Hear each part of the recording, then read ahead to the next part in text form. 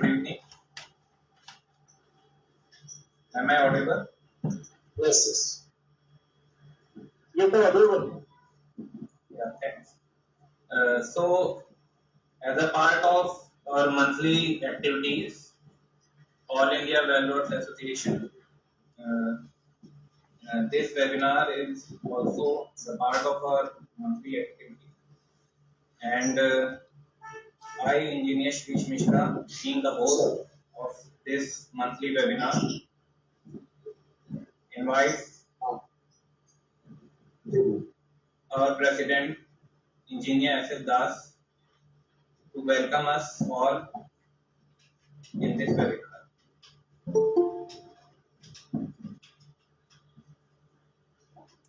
Engineer S. Das. I'd like to welcome our chief guest, who is also basically of our family. He is also engineer. And I'd like to welcome our speakers, Shukla sir, Keshav sir,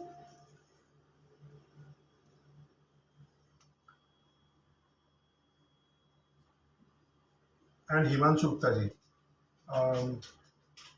Actually, our timing was to start at 6 o'clock, but since Shukla sir has to come to some other there, he has train timing at 6 o'clock. So we are starting today some 1.5 hours before. So we like to say sorry for that.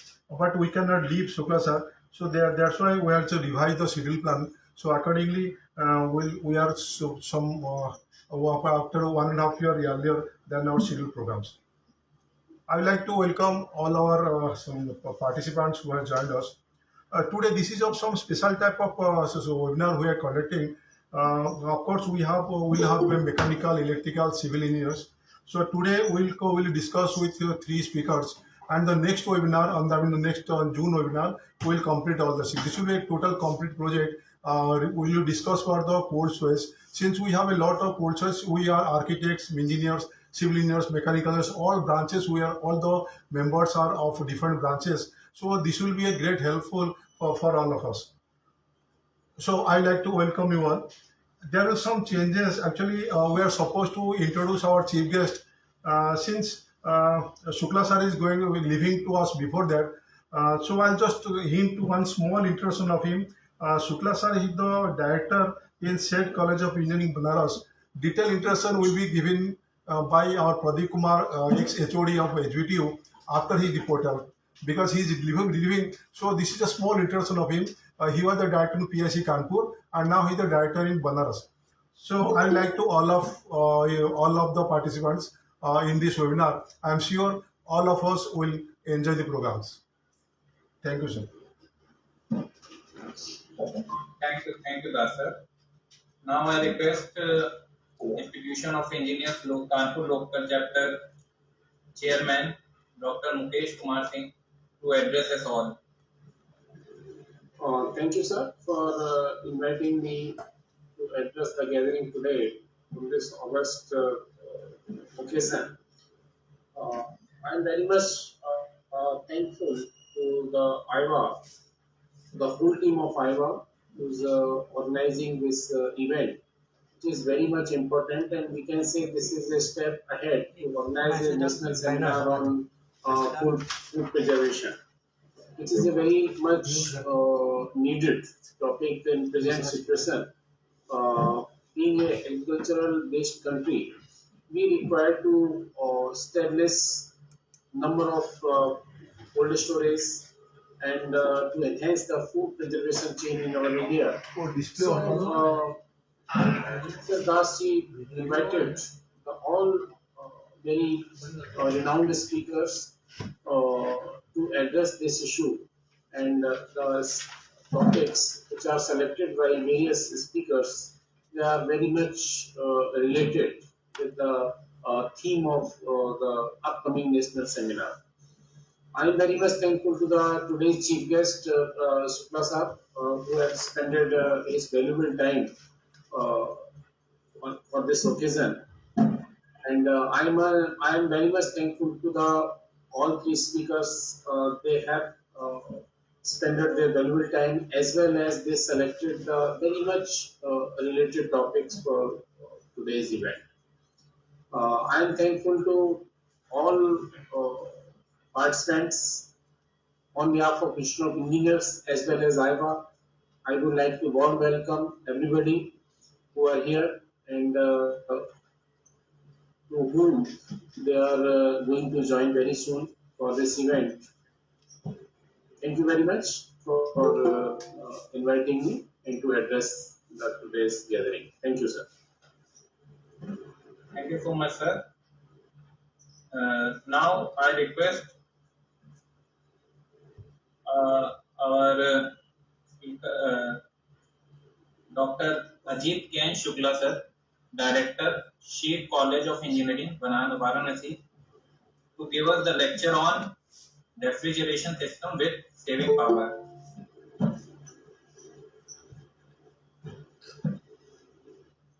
Dr. Ajit Shukla, sir.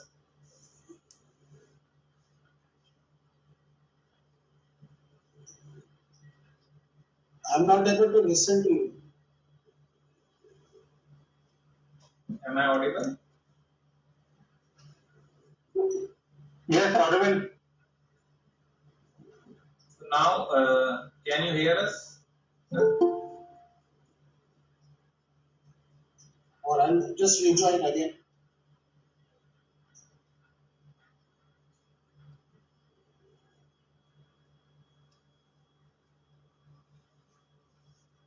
Sorry for the interruption. There will be some technical error from the Ajit sir. Right. So we have to wait for some time.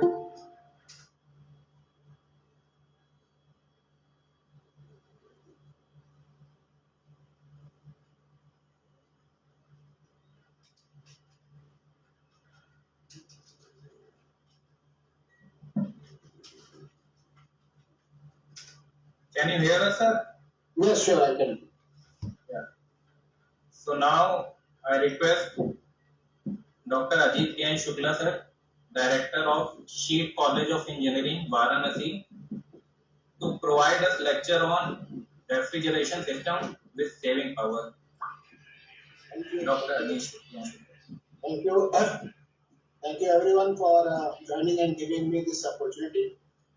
I'm really glad that I'm among the very senior persons here, and really fortunate that my Guruji, Dr. Keshav Kant, invited me to be part of this session here.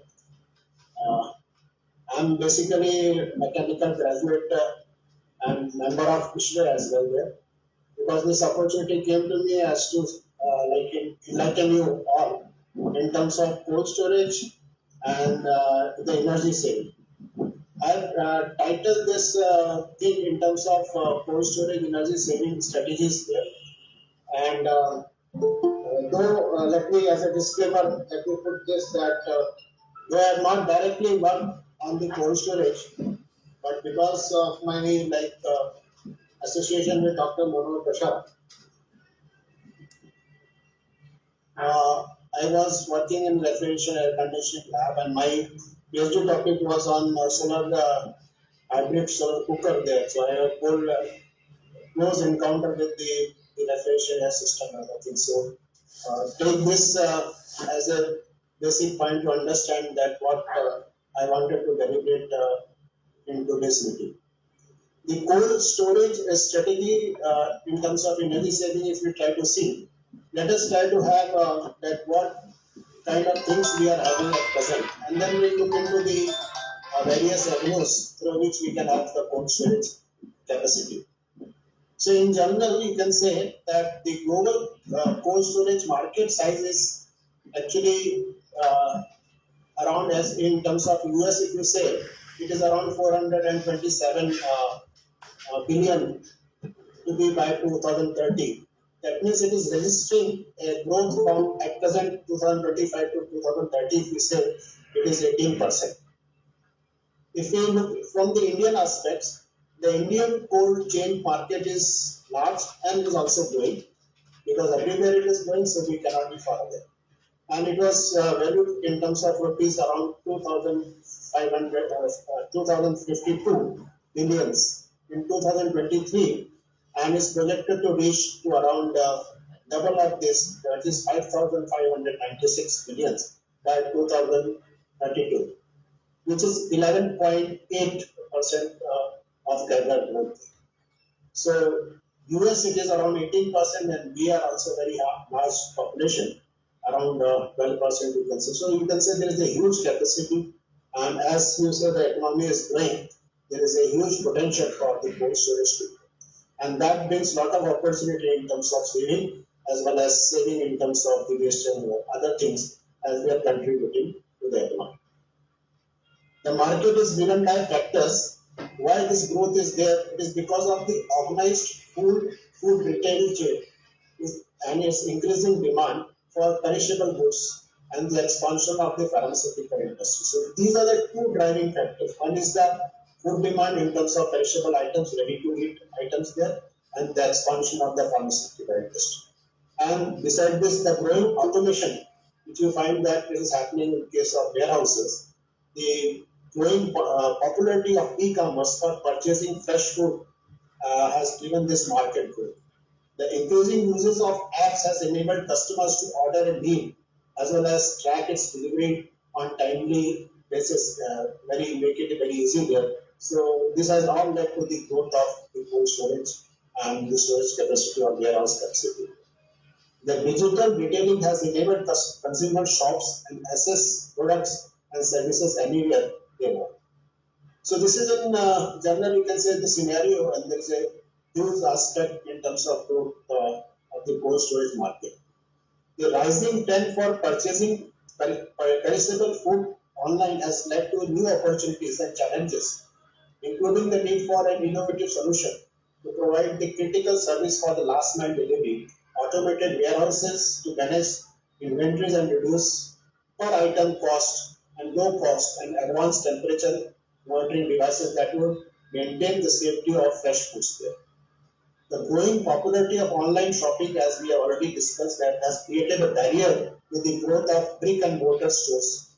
So food and beverage stores have employed different business strategies to overcome this barrier, and which includes click and collect and home delivery option as we are experiencing everywhere. So we are not far. Based on the storage type, the market, you can say, is divided into facilities or services and the equipment segments. The wide availability and the increasing need for cold storage warehouse facility drive the facility and services segments growth. So these two segments are growing. Based on the temperature range, as you already may know, the market is divided into three segments. The first is your chilled, which is 0 degrees Celsius to 15 degrees Celsius. The frozen item, ready to eat kind of things there. So that is minus 18 degrees Celsius to minus 25 degrees Celsius. And the deep frozen, which is below minus 25 degrees Celsius. So changing consumer preference and growing consumption of ready-to-cook meals are expected to drive the frozen from minus 18 to 25 degrees Celsius segments growth. So this is the highest growth we were seeing, that from minus 18 to minus 25 is offered. The key market players are looking to expand in their presence and increase the warehouse capacity to gain competitive edge. For instance, in December 2022, there are various warehouses which you find that they are increasing their capacity and nearly doubling their capacity. In terms of land area, we can say that they are busy building a huge warehouses which may be around 100 acres or so, and adding to the cold storage capacity. The key market players are adopting different development strategies such as merger and acquisitions to expand their presence and the market share in the cold storage industry. In you can say around 2022 or so, the complete acquisition has taken place of many of the cold storage in India. If you see, that can be seen with respect to many financial acquisitions which is coming through various banks, and through that we can try to make one. The cold storage market reports and highlights, if we try to see, based on the storage type, the facility and service segments dominates the overall market, gaining a revenue share of around 90% in 2022. It is expected to grow by 17%, and the construction of Energy efficient cold storage warehouse is expected to provide significant opportunity for the growth market. The equipment segment is projected to grow at least around 20% over the forecast period for 24 to 30. The factors such as changing food preferences, changing lifestyles, and growing online food services are driving the demand for the frozen food globally in terms of temperature ranges, which we have already discussed. The rising consumption of frozen food is emerging market, and it has been seen that in India as well as in China, it is driving segments for the growth. The warehouses under these segments are used to store frozen foods, vegetables, fish, meat, seafoods, and other products. In terms of application, the pharmaceutical segment is projected to grow fastest from around 19% between 24 to 30. The pharmaceutical products must be preserved in a very specific temperature range to maintain high efficiency and adhere to the temperature regulations. Therefore, the demand for the cold storage and the equipment is rising in the pharmaceutical industry. Now, let us try to see that how we can optimize the refrigeration systems. Now, if you see, there are many options there. The first option, which is optimization in terms of refrigeration, it is the energy efficient refrigeration. So there is an investment taking place in modern refrigeration system with the variable drives and the digital controls to optimize the performance and reduce the energy use. If you see in terms of the total cost there, the operation cost for the cold storage, which will be around 30%, and the other 30% cost will come in terms of the manpower. So there is a huge potential in terms of the energy storage, in terms of energy optimization. The second aspect is to store energy. It is in terms of energy storage, that is thermal energy storage. That this implementation stores the excess refrigeration capacity to reduce the reliance on the grid power during the peak hours. As you see, and most of you, I feel that you are in Kanpur, or Kanpur has now become a commissionary, and because of that, there are strict traffic regulations. And traffic regulations actually restrict so that the loading and unloading of the trucks take place during the night time only. Now, when it is taking in the night time, that means warehouse delivery, loading and unloading also takes in night time. Now, in a hidden way, this leads to increase energy storage during the night, because the sensible heat during the day is being very high. When it is being done at night, it is cool there, so it does not put the additional burden on the thermal load on the cold time.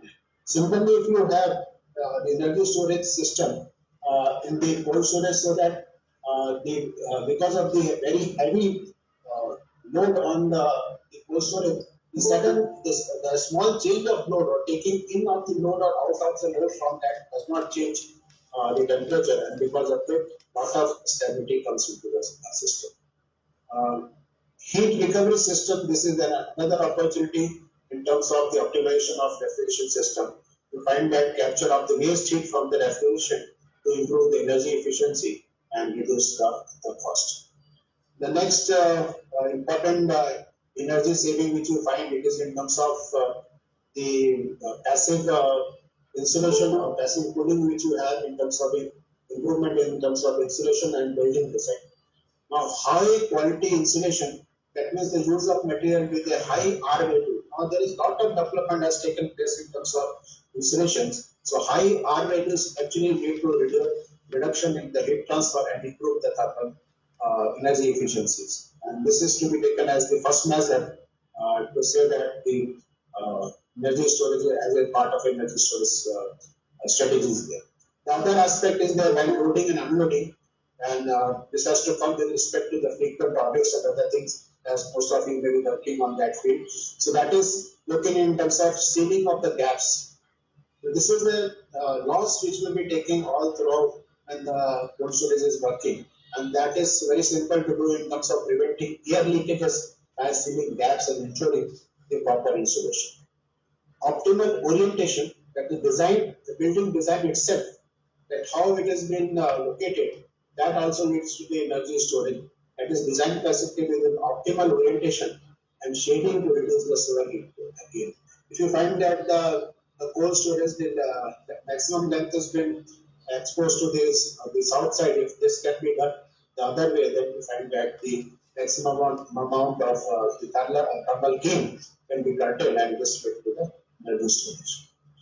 Many of the things which may look very obvious, but it is very important for the valuers to see that when you, as an energy auditor or as a valuer, if you go, how you rate the particular cold storage plant will be depending upon this particular parameter. So the checklist can be prepared and it can be ensured that these aspects are meeting at a low, medium, or high level can be found. The other aspects which is helping in terms of strategy is the leverage of the smart technology. Now, IoT monitoring systems, implementation, real-time monitoring of temperature, humidity, and energy consumption to identify the inefficiencies, and this can lead to the saving in the energy. Automated control system, that means the adjustment of temperature settings, the airflow, and equipment operations to minimize the energy wastage can also lead to the energy saving. And the next is that data analytics, use of data analytics to optimize the cold storage operations and make data-driven decisions. Because depending upon the food items, we get into the metabolism rate of the things there. The location of these pallets would also decide that where the maximum losses are taking place or where the maximum heat gain is been taking place in terms of the metabolic rate can have more impact in terms of the data analytics we can have. And this with respect to good computing power, I think this is a great advantage in terms of opportunity in terms of having the energy storage.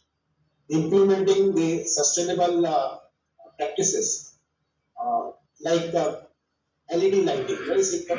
Replace traditional lightings with the LED fixtures to reduce the energy consumption and the heat generation. The old cold storage and new cold storage you find, and this gives you a huge opportunity in terms of the energy savings in the lighting system. So the lighting system you can have. The next may be there with respect to sustainable practices, renewable energy integration. Consider integrating a cold storage with the solar panel or a wind energy to supplement or power or to power your refrigeration system. This also leads to the energy storage, and you find that there is one startup has come which is called as I think Rouge or Urja is there, where you find that the small walk-in refrigerators has been now been working on per use basis there. So wherever you find that in the villages and other places, there are vegetable items out there, and there it can be used in terms of solar augmented walk-in refrigerators, and it enhances the shelf life of the food items, mainly the vegetables, and they can have more sustained revenue from that. The other thing which you can have is which you should not forget is the regular maintenance. Ensure refrigeration systems are well maintained and they are equipped to prevent the energy wastage, and the routine maintenance is being done. Optimizations and operations. Smart logistics, if you find that to reduce the door opening and they minimize the external temperature to enhance the energy efficiency, and that can be integrated with the data analytics to see that how operation, as we discussed, that in terms of very simple thing in terms of having a regulation which is an indirect benefit for Kanpur, if you see, or maybe many other cities where you find that the movement of trucks during day is not being permitted. It has led to the actually increase in the revenue for the cold storage because that operation is done. So smart logistics actually helps in increasing the work efficiency and the efficiency of the cold storage. And last and not least, employees training, for which we are all responsible, that educate staffs on the best practices for operating efficiencies and reducing the energy conservations. And last and not the least is the energy audits. Conduct regularly energy audits to identify what are the areas for the improvement. And this can be taken as an opportunity to say that whatever we have learned, it is to be practiced and then see that what are the opportunities are available from time to time so as to say that the poor students energy saving strategies we can apply not only during making but during operation as well as taking all policies into account and say that it's renewable. So this is my small thoughts. I think it might have been useful if some of you have any questions or queries there. I'm here to give answer. Thank you very much. Thank you so much, sir. Now, if anyone have any query regarding refrigeration and energy conservation, they can ask. Thank you, sir.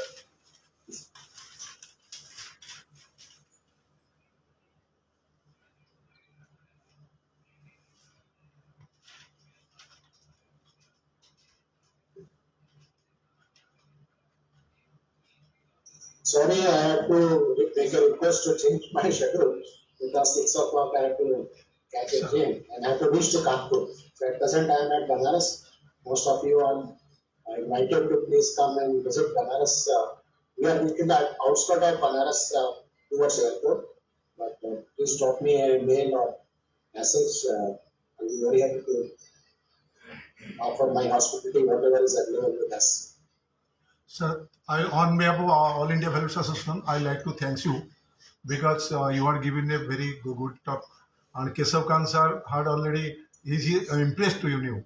To be frank, when I was the I cannot say no to sir. his words are when he was the chairman, I had worked as the joint secretary of Institute of Engineers. So he loved you a lot. Since you had no time, you will not stay here. But your introduction will be given by Pradeep Kumar or ex-HOD of HBTU. That will be seen to you from my videos. We'll send you to videos, sir. Okay, thank you. Have a nice journey. Thank you. Thank you. Thank you, sir. Thank you. So we will move ahead now in this webinar, and now I request All India Valuers Association's Vice President, Engineer Keshav sir, to introduce us all with the chief guest of this webinar. Engineer Keshav sir. Thank you, Shri.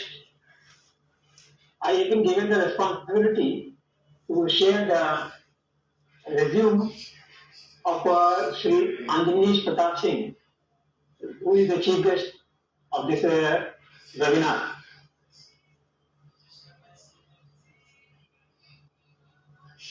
Mr. A.P. Singh, born at Raebareli, Uttar Pradesh, his early education was at the Pandit Deen Dayal Upadhyay Sanatan Dharm Inter College from Nawabganj, Kanpur. After completing his early education, he did his BTech in Electronics and Communication Engineering from PSJM University under AKTU, which was previously known as UPTU, UP Technical University.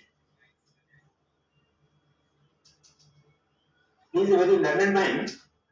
After completing engineering degree, he joined Oriental Bank of Commerce in April 2010 as probationary officer, and his first posting was at West Mumbai. He served there for more than 2.5 years, and from there he was posted to Kanpur at the Gurgaon branch. In 2011, he succeeded in SSC CGL and got All India rank 77, and he got Central Excise in Delhi. In 2015, he qualified UPPCS and joined in 2016. As on date, he is serving as Deputy Commissioner Industry, UP Government. It was the brief resume of our chief guest. Now I hand over to Mr. Shri. Thank you. Thank you so much, sir, for introducing us all with our chief guest. Now I request our chief guest, Shri Anjaneesh Pratap Singh, sir, Deputy Commissioner Industries, Government of Uttar Pradesh, to address us all in this monthly webinar.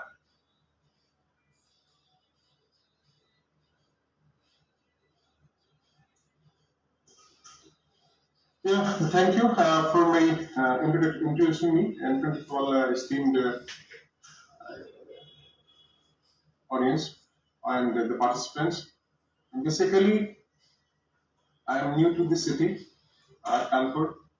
I have joined only 2 months back, and here, since this webinar is related to food preservation and saving energy and cost of consumption. So, unlike my expertise, basically, industry department is related to manufacturing and services, and we here mostly are involved in industries which are focusing on manufacturing. But if I'm not going to this particular topic, I'm not just focusing on this food preservation. I just want to enhance the general common sense related to my department, which can be fruitful and which can be of great utility to all of you. Here, we have many schemes running under the UP government, which are very kind of boon to the industries, and in these industries, even the food preservation and food producing industries, cold storages, they can also benefit. First of all, very recently, when 4 years back, a very good scheme was launched by the state government. It is a pledge park scheme. Under pledge park scheme, for example, you want a zone. You want a zone where all kinds of food products can be restored and produced, or they can be processed. So in that pledge park, there is a scheme run by the UP government in which 50 lakh rupees per acre subsidy is given for the development of that particular private industrial area. For that, minimum 10-acre land is required, and in that 10-acre, beyond 10-acre is most welcome, but 10-acre is the minimum criteria for the fish park. And if any person is having 10-acre land, private land, we handhold that land, that person, and we just try to guide all kinds of uh, facilities for road development, electricity development, and other kinds of NOCs, we just do. So place park is a very beneficial scheme if any person is just trying to establish a food processing industry in a larger frame. But if you want to establish that industry individually, in that sense, uh, it's my request that first of all you do MOU, Invest UP, which is responsible for the investment in UP under the very qualitative leadership of Vijay Kiran Anand sir, right now who is CEO of Invest UP.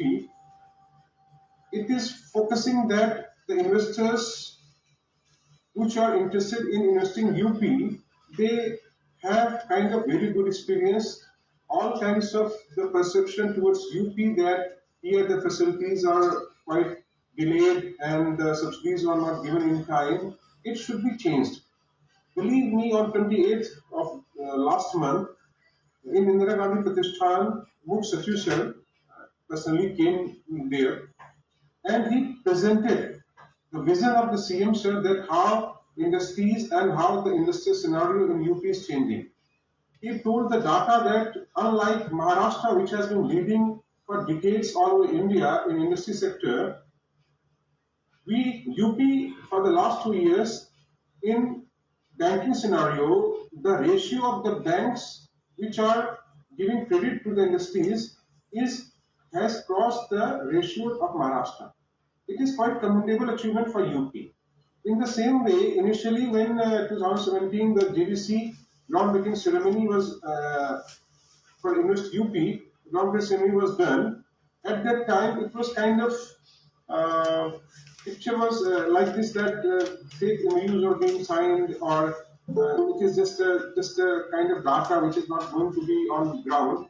But the government is focused on making that thing on ground. So if you are, or if any person, or if you're any kind of relative or familiar one is trying to establish industry, for that industry, I should request that first of all do MOU with Invest UP. Invest UP will handhold everything. In Kanpur, there are nearly 80,000 crore investment MOUs signed.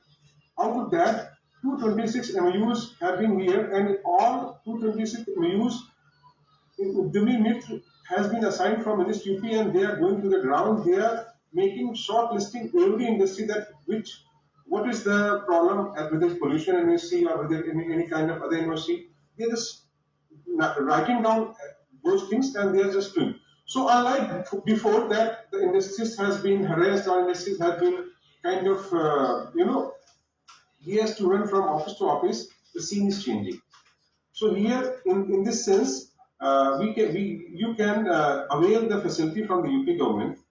And besides it, here we have a subsidy scheme also, but in this food processing scheme, a very small scheme, it's an unparalleled scheme here. Very small amount is being given by the bank, but this scheme is very good. So for food preservation, if the investment is not so much, I mean a person who just wants to keep 4 freezers and he wants to sell peas by preserving. Sir, is it in our ambit? Sir, is it in our ambit that kind of peas and paneer or cheese or these things are preserved? Is it in our ambit? So generally, You are getting my point or not? Sure. today we are discussing about potato and fruits, all these things. Pardon? Well, food, this is the previous one. We generally more spoke strictly on potatoes, then all the fruits. Yeah, potatoes. So see, potatoes are raw material, na? It's agriculture product. Fine. Yes. But after processing, you can make chips. You can make so many kinds of products from potatoes. Fine. Yes. So you need machinery. You need kind of equipments which can increase the shelf life of that potato. Fine. Yes. So in that sense, we have a scheme called CMUA. CMUA is a scheme which is very unique, and it is not in India. It's only in UP.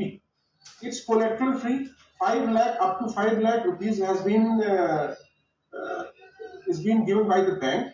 First of all, second, 10% is the subsidy amount. If any person is taking 5 lakh rupees loan, 50,000 rupees subsidy is being transferred in his account directly from the government within 2 months. Then this loan is insured. This means that the insurance amount, that is CGTMSE, which is a central body, it is insuring the loan amount, and that amount is borne by the UP government. Third point, this scheme is collateral free, and fourth point is that in this scheme the interest is borne by the government for the 4 years. So if any person is taking 5 lakh rupees loan, 50,000 is the subsidy amount which government is giving to the beneficiary. Then second, that he doesn't have to give any kind of collateral. Third, that loan is insured, and fourth, that is interest free. So what any person can want anything else? It's the best scheme. And in the last 2 months, in February and March, 1,018 loans have been disbursed in Kanpur Nagar only. So it's a very good scheme for all those persons who just want to start from the scratch. But if any person is just trying to establish industry in a larger frame, first of all, we have a kind of policy which is very, very beneficial. Their policy is called MSME Policy 2022. Under that policy, a person can, when he is just trying to purchase the land, while during the purchasing of the land, a person always pays stamp duty. So in that stamp duty, in our Kanpur Nagar, 75% stamp duty is exempted. 75%. I mean, a person who is just trying to establish a large unit of making chips. So if he is purchasing 10-acre lands or 10 bigha lands, the stamp duty on that land, 75% has been exempted. through my office. In this case, the person who is going to make registry, one day before he has to come to my office, and from the bank he has to make the bank guarantee, and on the bank guarantee is named in the name of the DM sir, and we simply sign as a approval that this person is going to establish industry, and 75% stamp duty is exempted. Then, when after some time, 4 months, 5 months, or 1 year, the industry is established. After the establishment of the industry, if a person has to invest in land, a person has to invest in the building, and the person has to invest in machinery. In machinery, a person is, if, for example, if it's a heavy industry or medium industry, a person the investment is nearly 20 crores. So out of that 20 crores, 15% of that money which is invested in the machinery, that is exempted through this policy. It's a huge relief. Besides it, when the business is on roll, it's running, the SGST, the state government part of the GST, it is borne by it is exempted. So all these kind of benefits simply boost the industry, simply enhance the industry, simply are kind of great relief to the industry. So it's a very kind of routine thing from my side, but I think the person who is not aware, they can avail of these kind of facilities. Another facility is a small facility, but it's up to 5 lakh. So I think that all kinds of persons from low level to high level investors, they are interested in this kind of field. So in that scheme, there is a scheme called technical upgradation. After running the industry for 3 years, successful for the 3 years, if any person is establishing a new machine, and because of establishment of the new machine, the productivity and the quality of the product is enhanced, 5 lakh rupees is given in this scheme for establishment of the new machinery. So, sir, to all of you, it's my request, and it's my basically privilege that I'm attached with you for the first time, and hope these kind of schemes, if any kind of seminar are arranged, kindly invite me, and I shall tell all this with the PPT and with all the kind of details, so that these schemes which are not in the reach of many people, it can be spread. People avail this kind of facilities, which is the real intention of the government, that these schemes, these benefits should be reached to the proper person. So thanks to all of you, and it was my privilege to join this webinar. Sir, one question. Our values are from different states. So whatever talking, this is for UP, or that also such provision is also for other state also? Sir, can you repeat the question? So you are giving 5 lakhs loan, 50,000 subsidy, then 4 months no interest. So is it for only UP, or this should be for throughout India? What's the last line? This is only for UP government, or this is throughout India? This is Indian government. This is no, it's for UP. It's for UP, because our members are from different states, covering all over India. So if there is other facility also in the other part of the country, then that will also benefit to our members also. Basically, we are also engineer. So if you for all India, there is a scheme called PMEGP, Prime Minister Employment Generation Program. In that scheme, a person can avail in a loan up to 50 lakhs, and in that scheme, the subsidy amount is 35%. So they can avail that scheme, PMEGP, Prime Minister Employment Generation Program. But in UP, right now, it's the vision of the CM sir. They have launched this scheme in January, and it's running very beautifully. Okay, thank you, sir. Any other queries? Okay, thank you. Okay, thank you, sir.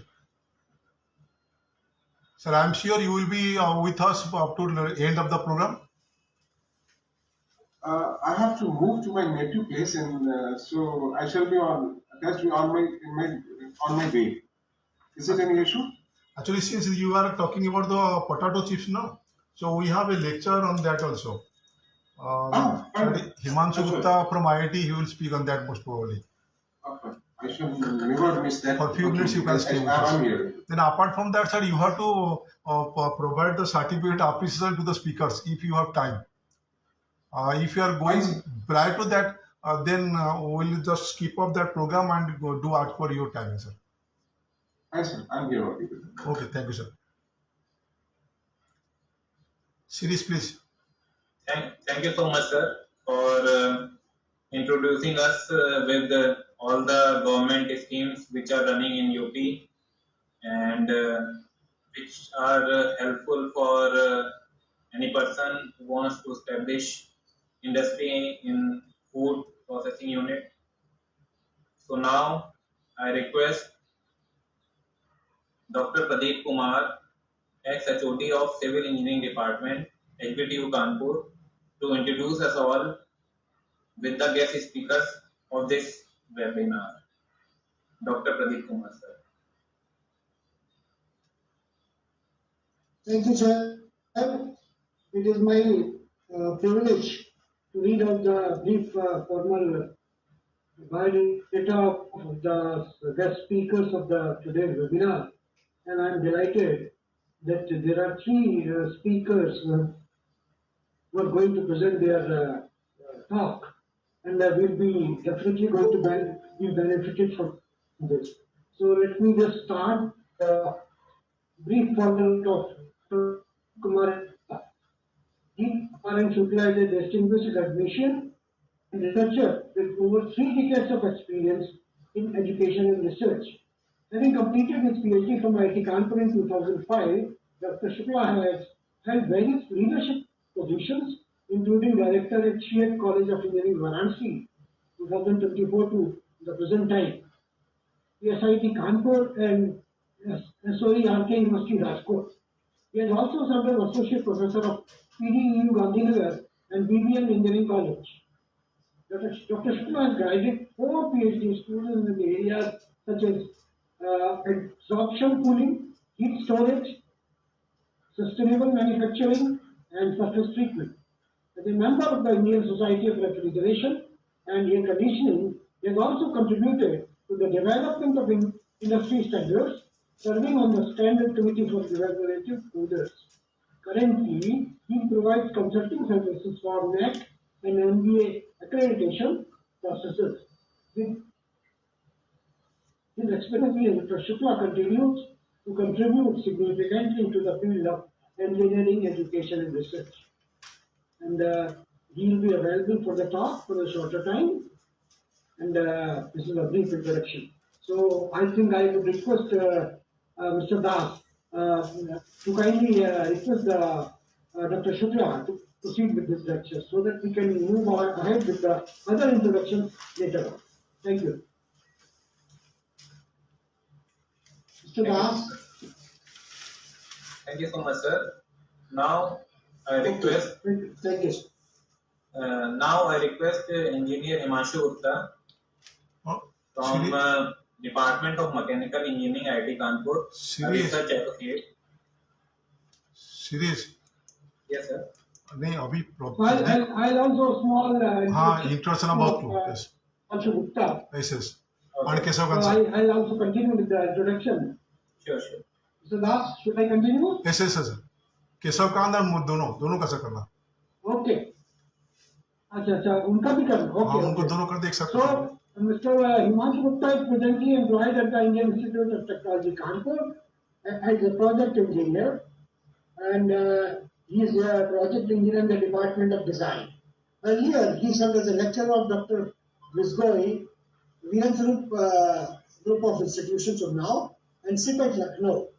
He feels very satisfied over his 7 years of expertise in the domains of design, simulation, and training. Concurrently, he is pursuing his PhD in mechanical engineering from HBTU Kanpur. He acquired his MTech degree in computer-aided design from HBTU Kanpur. So this is a small introduction of Mr. Himanshu Gupta. So I'll also read out the introduction of a very learned and a very veteran professor of IIT Kanpur, Professor Keshav. He's a former professor of mechanical engineering from IIT Kanpur and served about 38 years until 2005. he obtained BSc Engineering degree in Mechanical Engineering. In 1964, way back, from BITS, Mesa, Ranchi, and ME with honors from the University of Roorkee, now it is IIT Roorkee, in 1966. He obtained his PhD degree in 1983 from McGill University, Montreal, Canada. He has more than 48 years of total teaching and research experience to his credit, including 38 years at IIT Kant. He has supervised 52 graduate students, including 7 PhDs and 45 MTechs, during cutting-edge research in the areas of thermal sciences. He is a fellow of Institution of Engineers and has been chairman of IEI Kanpur Center. He is co-author, co-editor of the following books: Renewable Fuels, CRC Press, Air Pollution and Control, Khanna Publishing, Water Pollution Management, Control and Treatment, New Age International, and Strategies for Rural Development, co-editor Arnold Heinman, 1988. He has, to his credit, 95 publications in national and international journals and proceedings of national and international conferences, including 3 monographs. He was until recently involved with several design-oriented projects at RUTEC IIT Kanpur. He has been a reviewer to many journals and conferences. He has been a visiting professor to 2 US universities and taught various fundamental courses and was considered as an excellent teacher by the students. He is a recipient of several awards and honors as is listed in Who is Who in the World 2010 edition.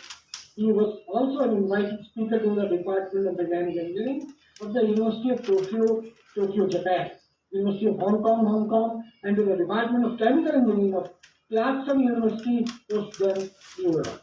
He was involved with the technology development, mainly studying the effect of surfactants on heat and mass transfer enforcement, enhancement in LIBR H2O absorption refrigeration system, process intensification in gas-to-gas heat exchange via a solid medium, and retrofitting small capacity refrigeration systems with new refrigerants. He has wide experience of a wide range of other experiences, including invited seminars in India, attending national and international conferences, supervision of 30 senior BTech projects, industrial consultancy projects, sponsored projects, and curricular development. He has also been very actively involved with the Institution of Engineers Kanpur Center in supervising AMI students for their pilot projects.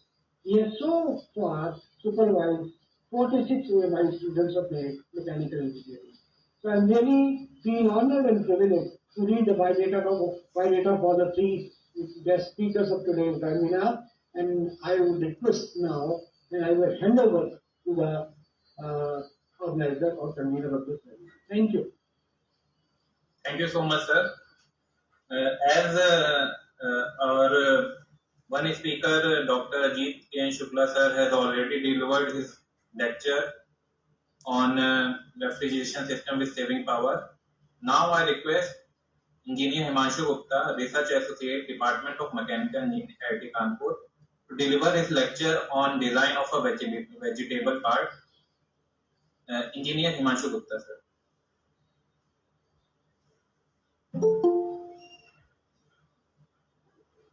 Hello, I'm audible. Yes, sir, you are audible, perfectly audible. Okay. Thank you so much for this invitation. And I would like to share my screen. So please tell me whether the screen is visible or something should.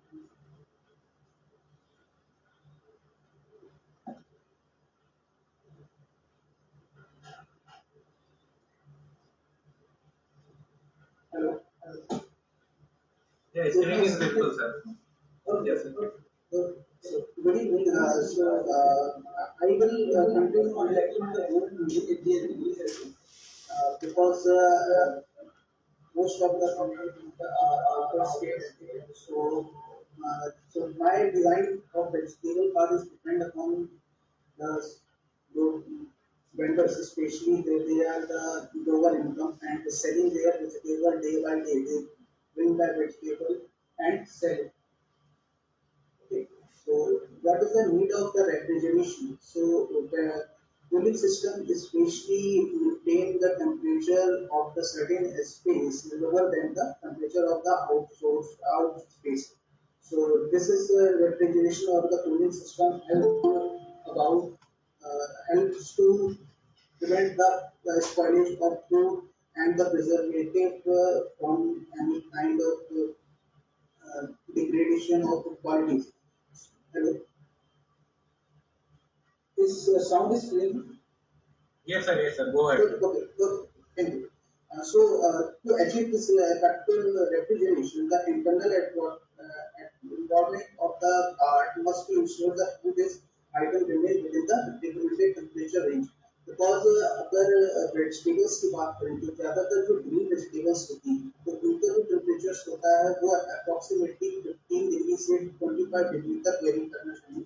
Because other if the temperature range goes beyond the minus goes lower the 15 degree centigrade, then what जो moisture होता है then moisture become the converted into ice और वो problem करता है कि वो हमारी जो क्वालिटी है उसको डिग्रेड करता है. Sometimes it will degrade the overall overall nutrition of the food and as well as the vegetables.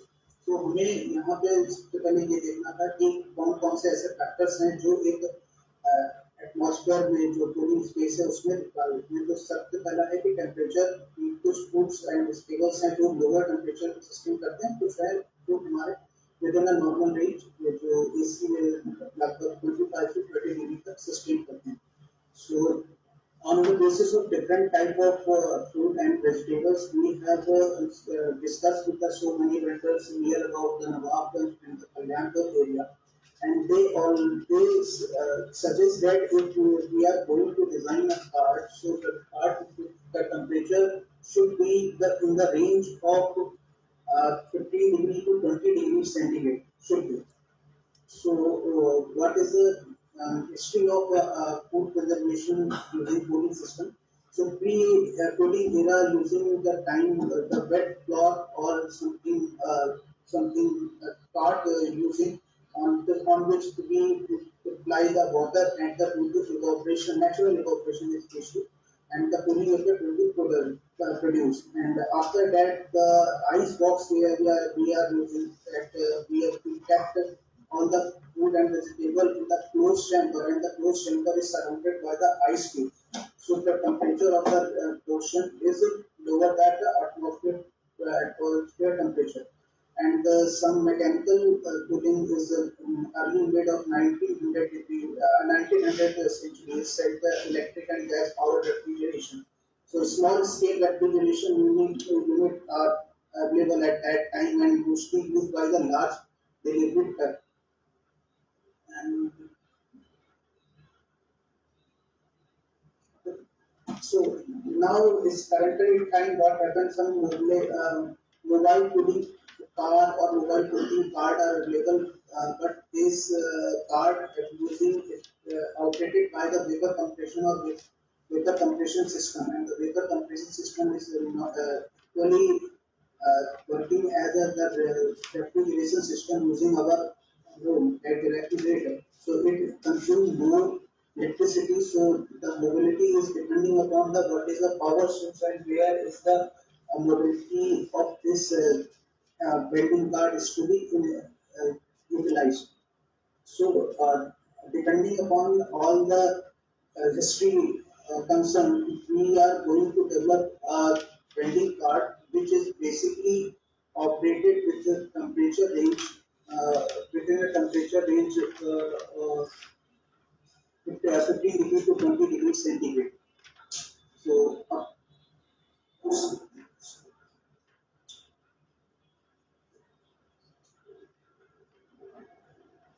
so what is the need of the cooling? Cooling? According to IDI Director Dr. A. K. Singh, around in India, approximately 40% of food and vegetables are wasted in India, and it is due to because of lack of cold storage facilities, and especially at the lower vendor, lower and lower class vendor especially. And if we're talking about the globally, the record or the record is especially approximately 40% 45 to 50%.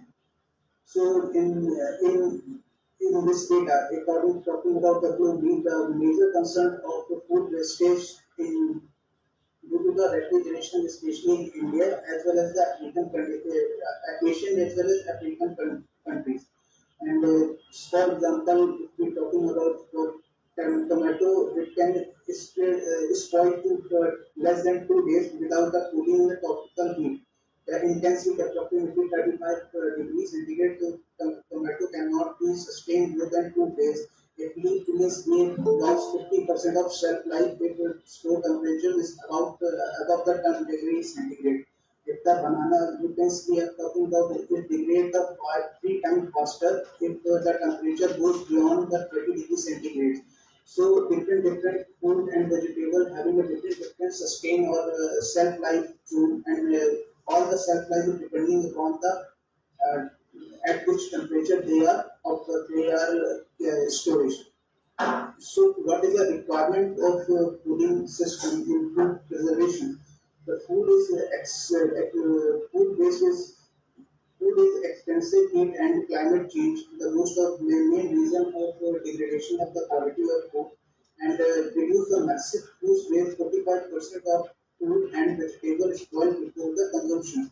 Because जो local vendors हैं अभी case अगर हमने morning में कोई food या vegetable को purchase किया है तो उससे लगभग वो 10 घंटे या 6 घंटे पहले 7 घंटे पहले फॉर्मर्स उनको अपनी जो फील्ड है जहाँ पे उन्होंने से उगाया उसको लेके मार्केट में आते हैं उसे मंडी करते हैं फिर इसके बाद वो जाकर के लोकल मार्केट में या स्ट्रीट पे या लोकल जो मंडी है वहाँ पे जाकर के वो बेचते हैं उस दौरान फिर लगभग ये टाइम ड्यूरेशन हमारा 20 आवर्स से 24 आवर्स तक के बीच का हो जाता है.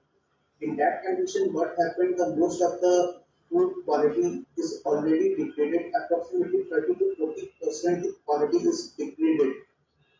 And when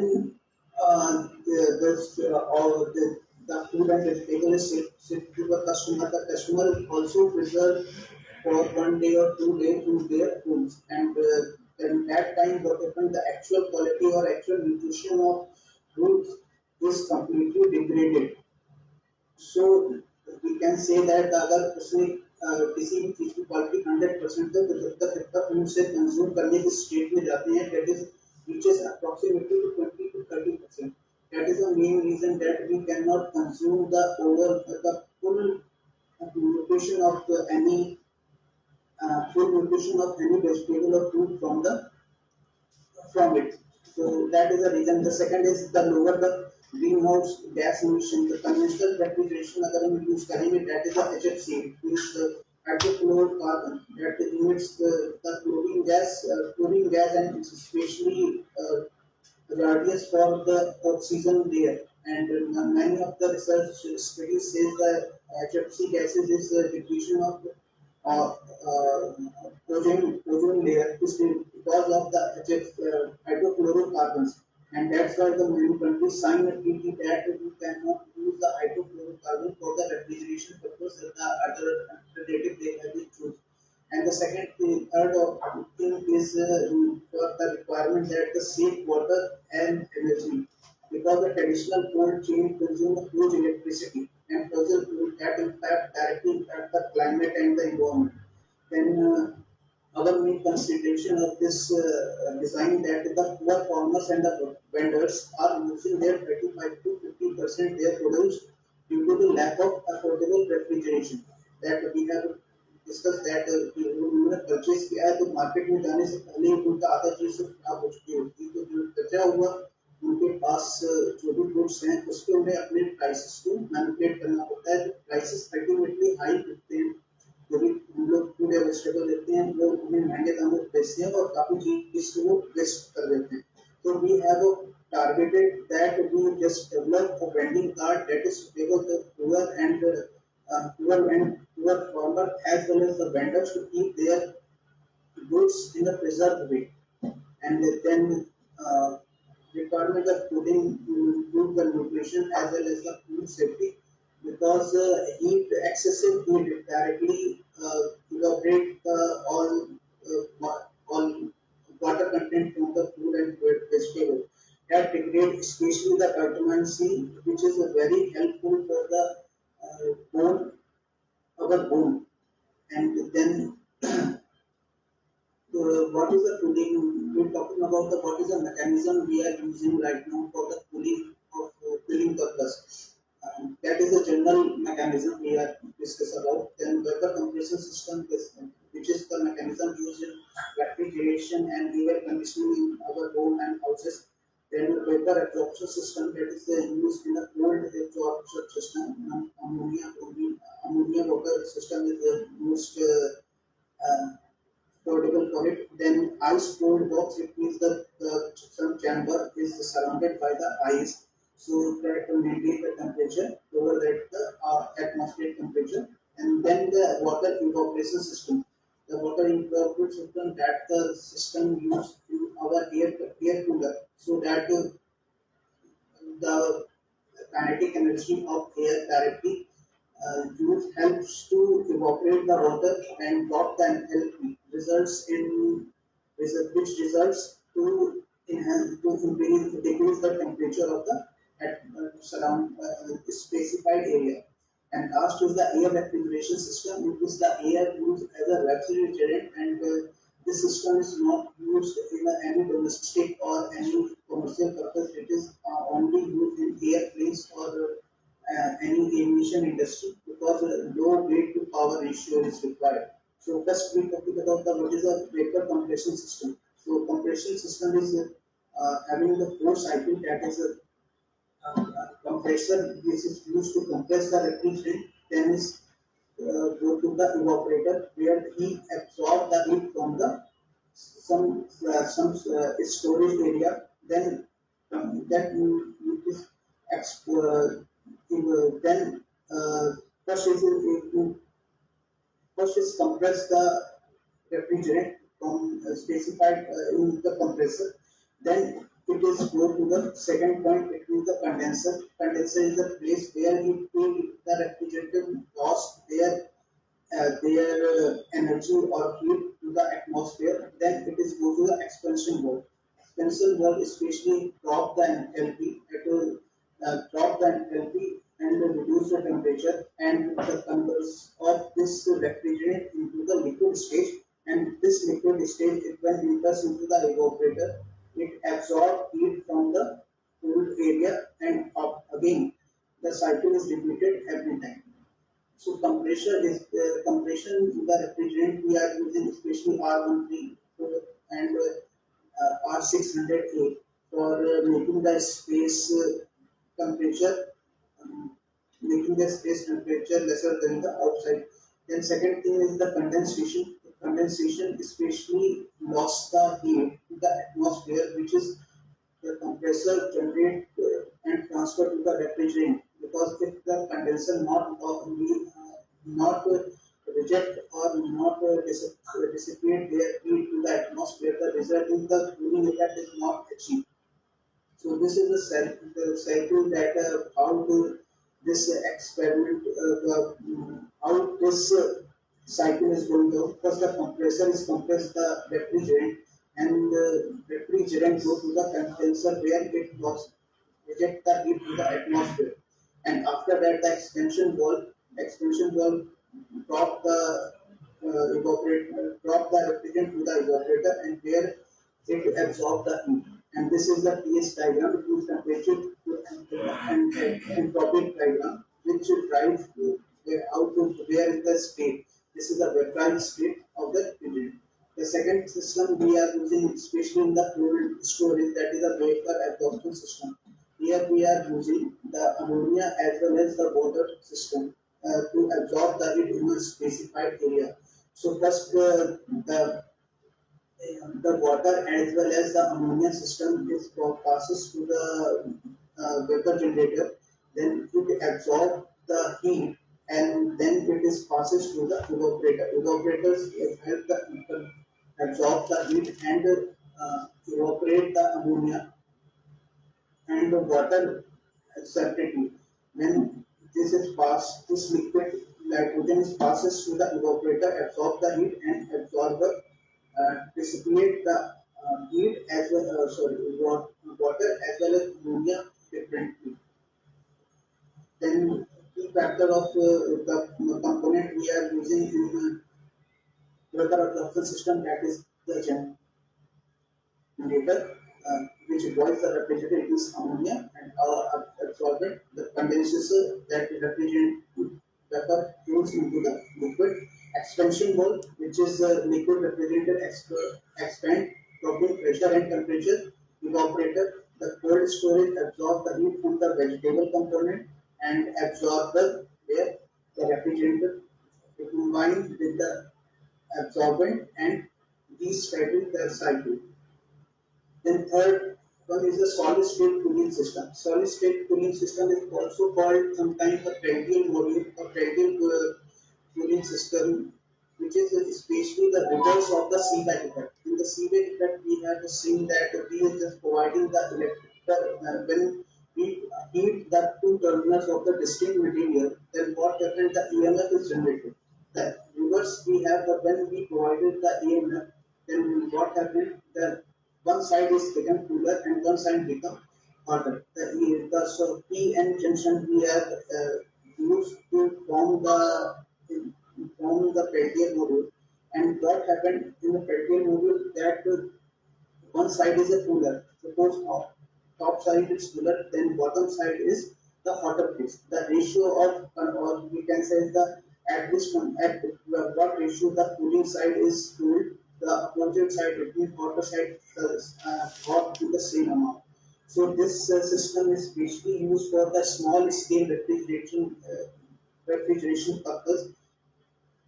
And the fourth one is a water evaporation system, that is the desert air cooler system, in which the air fan, fast moving fan, especially evaporate the water from the cooling pad.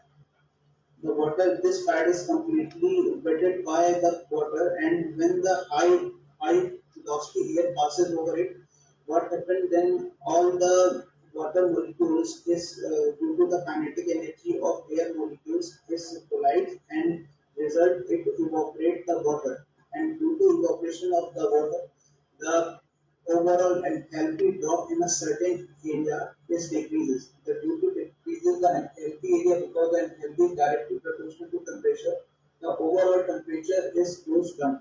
So what is the key benefit or key principle of water evaporation system? This system especially work good for the temperature where the humidity is less than 50%. So most of the Indian states like अगर UP की बात करें, पंजाब की बात करें, जितने भी north Indian state हैं, फॉर एग्जांपल अगर आज की बात करें तो आज की कांट्री की जो रिलेटिव ह्यूमिडिटी है हमारे स्टेट में वो अप्रोक्सीमेटली 40%. तो जिस भी स्टेट में अगर बारिश की value relative humidity is less than 50%, in that states this water evaporation system is even perform more good over the vapor compression refrigeration system, because vapor compression system में क्या होता है कि एनर्जी किसी भी सिस्टम से, इवन द मॉइस्चर जो होता है वो किसी भी सिस्टम से एब्जॉर्ब होता है. अभी काफी देर में अगर एसी में अगर कोई बैठा है तो उसकी स्किन पर थोड़ा सा रूखापन आता है, तो वो रूखापन या ड्राइनेस की वजह से होती है, because the AC system absorb the heat in the certain place. तो एब्जॉर्ब द हीट के साथ साथ वो क्या करता है कि आपका जो ह्यूमिडिटी है relative humidity that is absorb, तो it means that absorb the moisture. तो यही रीजन है कि बरसात के दिनों में जब एसी में पीछे से पानी गिरता है, बिकॉज जो फ्लोटिंग कॉइल्स होती है मॉइस्चर काफी ज्यादा है, that is why the water droplet is coming out from the refrigeration system. So this system is basically work better when the relative heat and relative humidity less than the 50%. And we are talking about the what is the temperature limit, it means how will be effective. So typically temperature drop is approximately 5 to 15 degrees centigrade we can achieve. So अगर में for example आज का temperature 38 degree centigrade, अगर हमने 58 degree तक का temperature को down कर लिया तो हमारा टेम्परेचर लिमिट वही 20 to 25 degree centigrade we can achieve. So that this temperature limit is specially suitable for the most of the food and vegetables. And most of the thing that the water evaporation system is low maintenance as well as affordable to everyone. That is why we are using this, our design on the basis of water evaporation system. So air conditioning या cooling system we are discussed. So some conventionally जो aeroplanes होते हैं उसमें जो हमारा cooling system होता है उसमें किसी भी तरीके का we cannot use any kind of refrigerant like ammonia, chlorine water using the vapor absorption or vapor compression में जैसे R22 या R410 that we cannot use any kind of vapor refrigerant in airplane because we designed the airplane on the basis of low power to weight ratio. If we use a separate air conditioning unit, so overall increasing the flight rate, and that's why overall increasing the power source required to drive the airplane. So that's why we are using the air. That's simply in concept based on कि हमने एक tube लिया रोटा and उसके अंदर भी fill up the air. सो क्या होगा कि जब भी एक ट्यूब के अंदर से गाड़ी का ट्यूब है उसके अंदर एयर फ्लो करेंगे देन फ्लो क्या होगा कि एक समय के बाद जब प्रेशर बढ़ेगा ट्यूब के अंदर देन वो एक प्रेशर बढ़ने की वजह से उसमें कुछ एनर्जी आएगी because the molecule get compacted but when the temperature is suddenly when the volume suddenly increase then what happened that the temperature is goes down at the same concept happening in the aeroplane that is the ramp air. It means the ambient air is coming in the motor or compressor. Then it passes to the evaporator. Evaporator means that is a condenser system. So it rejects some heat and then expander. And expander के बाद ये क्या होता है कि एक evaporator channel है जहाँ पे जो पैसेंजर है सिटिंग एरिया या कोल्ड स्टोरेज है वहाँ के बाद वो डायरेक्टली क्या होता है ओपन एरिया में चला जाता है. तो this is that's why the air water evaporation system and the air cooling system is a open channel refrigeration system. It means the air or refrigerant is not circulate in a cycle. But we're talking about vapor options or vapor compression system. The same refrigerant is circulating in every cycle. So this is a closed chamber refrigeration system.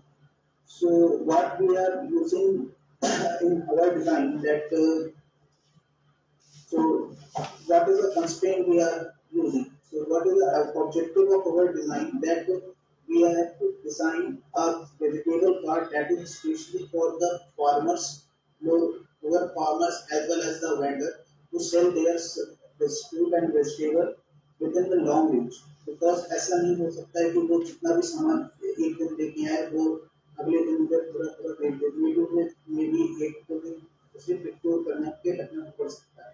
So that's why it should be affordable because जो most of the refrigerations होते हैं अगर refrigeration vending part की बात करें so it is approximately cost of 1.1 lakh to 1.5 lakh. So that is not affordable for those person which is having the per day income of 600 to 700 rupees. So huge chances of their wastage of food and vegetables. Then second thing, the power requirement because the conventional refrigeration system we are using in our home have required so much power, but where is selling the fruit and vegetable in the mandi, they cannot get the arrangement of any power source. They cannot use any generator or anything over there. So that is the second requirement that we have designed on the basis of the low power operating system. So we are considered only 12 volt DC power source that is a UPS battery or the rechargeable battery or solar operated system. Then second is the storage that is the conventionally जो refrigeration vending cards market में available हैं that is occupy more area because the जो vapor compression system है that is a heavy as well as occupy the major area of the vending card. So we are trying to develop or design the card without compromising the available space over there. And one point is the incorporate with the existing design, because the most of the vegetable part is the four wheel system, and we are seeing it in here also. We are not recommended to anyone to design the new type of vending vegetable cart. You just bring the system from the market or some kind of kit, and you just install within the system. In addition, we are talking about some useful attachment we have provided to them, like we can carry their own food, as well as some water bottle, some medicine or some other kind of essential goods, and sometimes normal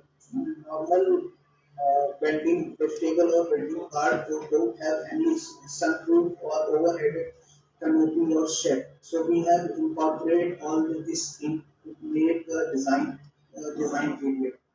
So for designing and development, we are using some component like the vegetable cart that is existing for normally the conventional four wheel system we are using. Then fan one, fan two. Fan one is especially for the desert cooling system, and fan two that is used under the canopy area. And that canopy area provides the air on a vegetable to make their help in the evaporation process, and the same air is thrown on the blender. So the cool air, especially we can say that passes to blender. Then three is the grass fed especially used the same as the desert cooling system. Then the second, the water tank to store the water. The structure, this air desert system we are using for designing the vending part. Then the pipeline system we have that circulate the water in the upper lower portion as well as the lower portion of the vending part. Then nozzle it means the help, because the final it will spray the water. When it is sprayed, if the volume is increases, and due to increasing the volume, the rate of evaporation is proportional to the volume of water in a space. So nozzle we are using to increasing the rate of evaporation. Then water pump, it is a hand operated pump. We can use some 12 volt, 12 volt DC water pump as well, which is used in the harvest, giving the farmer using to spread the DBT in their field. Then solar plate or battery system and the electrical switch. These are the some prime constraint, the prime requirement of our design, vending car design. So next slide, this is the design we have prepared in our institute under the guidance of Professor M.S. Vyas and Professor Keshav. So this is the design that the solar panel in the right hand side, and the canopy we have the second requirement as we discussed. Then the vertical column, and with the help of vertical column we have provided the stability of the canopy structure. And the bottom portion we have seen that the wider mesh kind of attachment. This is a made of some steel structure of low weighted aluminum structure, which is help what is that say that इसको थोड़ा सा आपको zoom करके अभी दिखना चाहेंगे, because the lower portion we cannot directly understand what is inside it. So then this is a wooden strip, and this is a handle for the push and pull purpose. This is a wheel as the conventional vegetable cart they have, and this is below the area we are using a desert cooling system, which is followed by the water evaporation system, making the space cooler, and the frame structure and water pump. These are the some. This is a hand operated water pump, especially we can use a motorized as well. So we can just directly come to the our design. So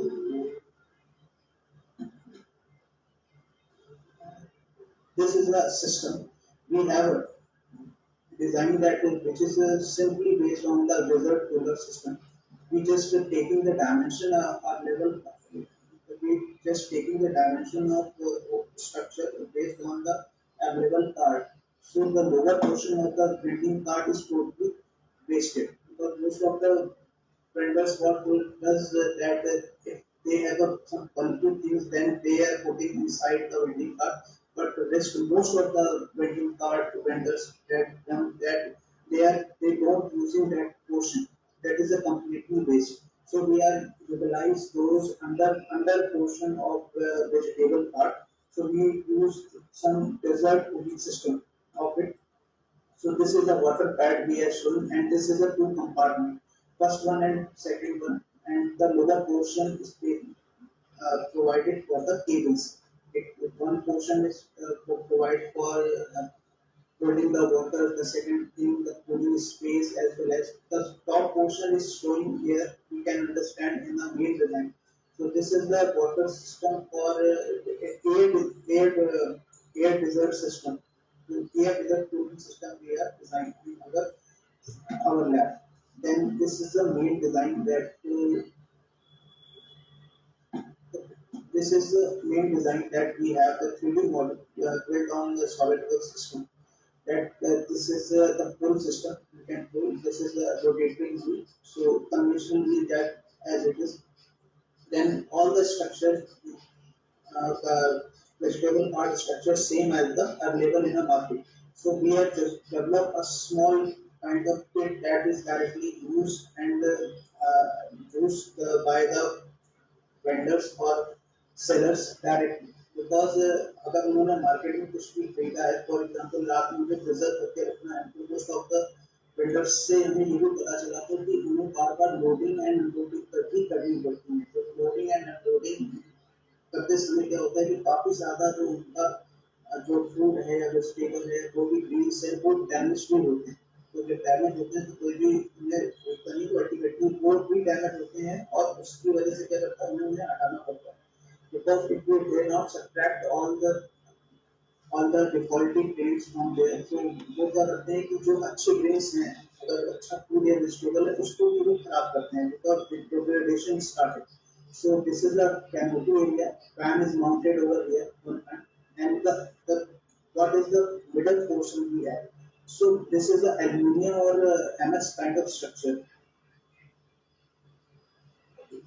So this structure क्या है कि एक angles पे mount है, and what is the angles does and below this portion we have a small fan. A small fan what does the small fan increasing the rate of evaporation because हमने evaporation इसमें यहाँ पे जो fan को use किया है that we are using the fan in the opposite direction. It means the upward direction. We are not using any kind of any wall because जब अगर एक स्टडीज के हिसाब से कि अगर रेट ऑफ एयर बहुत ज़्यादा होगा तो रेट ऑफ इवोपरेशन भी ज़्यादा होगा। तो रेट ऑफ इवोपरेशन ज़्यादा होते समय अगर वेजिटेबल्स को वाटर है तो that is okay that the water is evaporated from the vegetable outer upper surface of the vegetable. If the vegetable if the water is not sufficient then what happens? It evaporates the water available within the vegetable or food. So sometimes this is जितने भी especially those vegetable having enriched in iron, especially अगर आप धनिया की बात करें जितनी हरी सब्जी की बात करें अगर उसे आप डायरेक्टली एटमॉस्फेयर में एक्सपोज करके रखेंगे then what happens it will completely dry within 2 to 3 hours. So that's why the most of the shopkeeper or the vendor are putting are wetted cloth or anything else that prevent from the direct air exposure. So that's why we are using this fan in the upward direction. So what happens that the air is intake on this pad from the three sides, front side, back side, and two rear sides. So the rate of rate which is passing over this fan is approximately 10 to 20 meter per second. So that's why is this space is this space become cooler as our requirement. We can get some data and according to it approximately nowadays the temperature inside this cabinet approximately 25 degree to 25 to 27 degrees centigrade on an average. And above it, we are using fan. So what is the uses of over the fan? Because this is a hand operated pump. When this pump is rotated, then water is coming from this is a hand operated pump. Then what happens? Then a small tank area is here. The water is coming from this tank area and supplied from this pipe to this channel of pipeline. This one. So what happened? This. So what happened? This pipe having some small opening. It works as a nozzle as well as we can directly use the nozzle. So what happened? What the help of this structure in this vegetable cart when we can achieve the cooling in a 2 day. The first cooling we are achieving in a bottom side of the vegetable cart by the desert cooling system as well as the top portion we can achieve the cooling by the sprinkle way. The water is coming in the form of nozzle and all the water is coming in the central part of the vegetable cart. And after that, what happens? The naturally as well as forcibly the air provided by the fan provided over the here over the canopy. So what happened? The air evaporate the water which is directly imposed on the vegetables as well as manually we have provided any water on vegetables. So helping of this attachment we can achieve 2 way of cooling system. First one from the desert as well as the sprinkle way. So after the when the water is coming on this top surface of the wooden block, the small opening are there. These are the small opening. This is the small opening. Due to the small opening, what happened? The water is coming back to the reservoir. Water. It is tank. Water is coming back to the reservoir. So this is the overall design we have considered in our mind to meet the requirement of vegetable vendors, especially. And this is the power switch. Some switches are there. We charging the mobile charge and drive the fan. Anything you can do with the help of power operator system.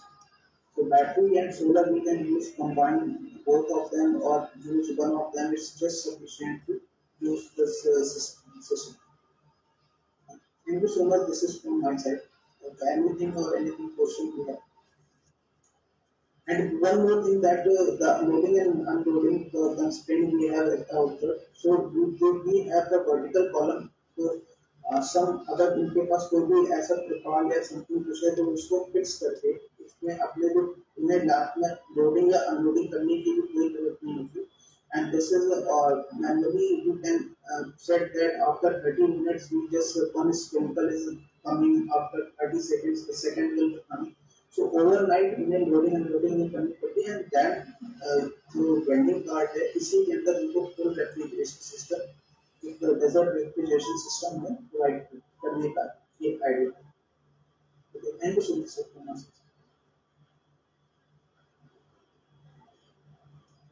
Thank you so much, sir.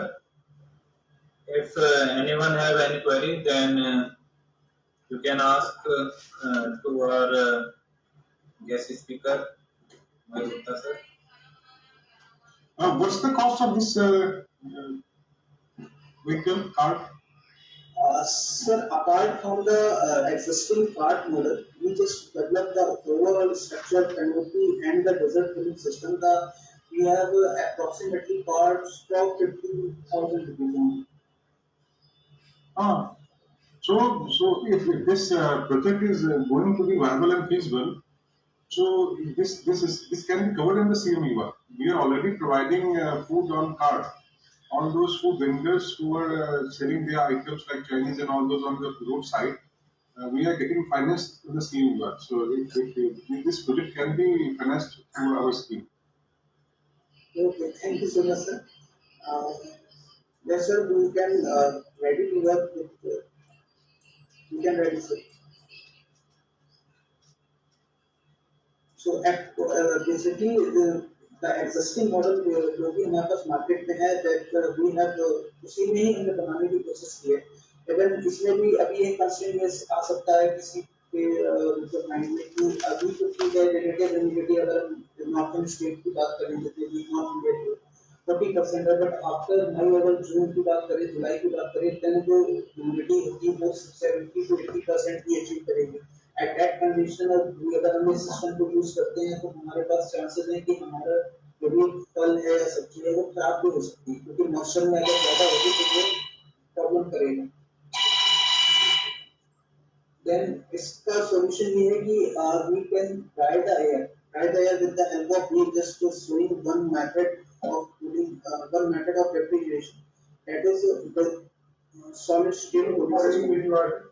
We also working on it that अगर हम इसको combined form में बना सकते हैं. अभी तो हमारा फर्स्ट ट्रायल में जो फर्स्ट प्रोटोटाइप था वो तो हमारा सीधा डेजर्ट कूलिंग सिस्टम पे था. देन सेकंड हम अभी ये भी कोशिश कर रहे हैं कि जब हमारा डेजर्ट कूलिंग सिस्टम इफेक्टिव नहीं रहता स्पेशली अगर जुलाई अगस्त की बात करें स्पेशली कानपुर में और जितने नॉर्थन स्टेट है देन अगर हम उस समय उस सिस्टम को एक ऐसे सिस्टम के साथ सब्स्टिट्यूट करें जो एयर को डीह्यूमिडिफाई करके एक रेफ्रिजरेशन सिस्टम प्रोवाइड करे. That is a zone vapour compression system actually. So ये हमने एक ट्रायल किया था अपने एक छोटे से चैम्बर के साथ दैट इज अप्रोक्सीमेटली 5 इंच का 10 इंच का 5 इंच और हमने पाया कि अभी जैसे टेम्परेचर हमारे सेट में था देन वो टेम्परेचर अप्रोक्सीमेटली 28 डिग्री था जब हमने स्टार्ट किया. देन 10 मिनट चलाने के बाद या 15 मिनट चलाने के बाद वो टेम्परेचर हमारा 20 डिग्री आ गया और जब वो आधे घंटे चला देन वो टेम्परेचर हमारा 11 से 12 डिग्री तक आ गया. So we are going to try to implement this idea as well as in this part.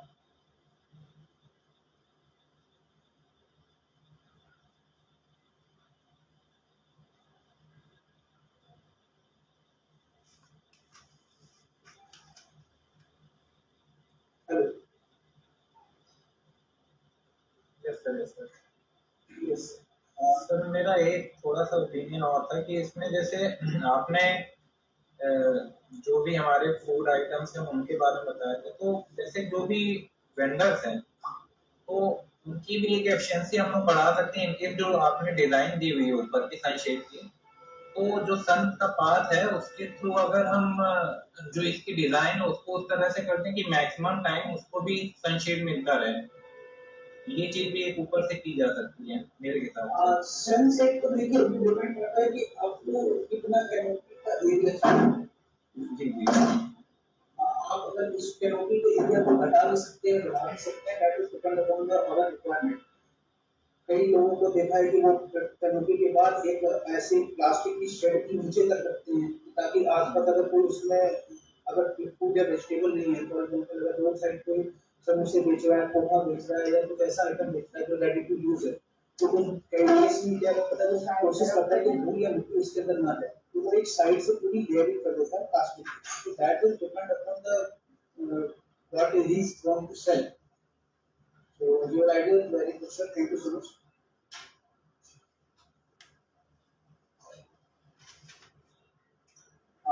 अगर आपके पास कुछ और भी किसी के पास सजेशन हो जो उसमें हम इम्प्रूव कर सकें तो सकता है. सर मैं एक चीज पूछना है. बिल्कुल सर. जैसे मान लीजिए बरसातों में आपका तो सनलाइट मिलेगी नहीं सर किसमें बरसातों में तो सोलर हाँ नहीं मिलेगी तो फिर उस टाइम पे कैसे काम करेगी. सर ये जैसे मैंने प्रेजेंटेशन में भी मेंशन किया था this is operated by 12 volt DC battery. So 12 volt DC battery जो होती है बेसिकली जो हमारी यूपीएस की जो बैटरी है that is a 12 volt battery. तो हम या तो डायरेक्टली सोलर ऑपरेट कर सकते हैं या बैटरी को चार्ज कर सकते हैं या अगर हमारी बैटरी डायरेक्ट चार्ज है तो यू कैन यूज डायरेक्टली. तो सोलर जो बरसात के दिनों में इस समय सोलर की एफिशिएंसी डेफिनेटली कम होगी तो हम डायरेक्टली बैटरी ऑपरेटेड इसको यूज कर सकते हैं. तो इसमें ये सिस्टम भी हो सकती है क्या. डायनामो जैसे मैं देख रहा हूँ गाँव में साइकिल में डायनामो लगी रहती थी उसमें उसको हेडलाइट जलती थी तो ये भी ऐसा कुछ सिस्टम हो सकती है क्या जब चलती थी डायनो से चार्ज हो जाए?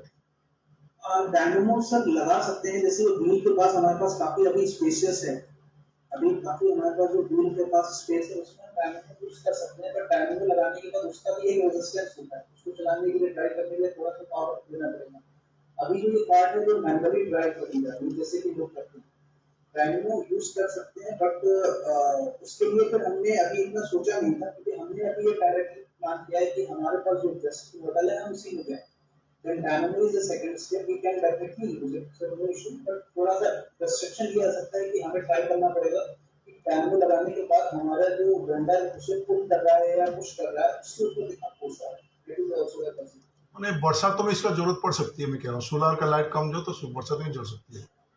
वो थोड़ी उसके लिए वो ऑटोमेटिकली चार्ज होता रहेगा और 12 वोल्ट जो हमारे पास बैटरी उसके थ्रू पावर से ऑपरेट होता है। ठीक है, thank you sir. Any other suggestion or query from anyone?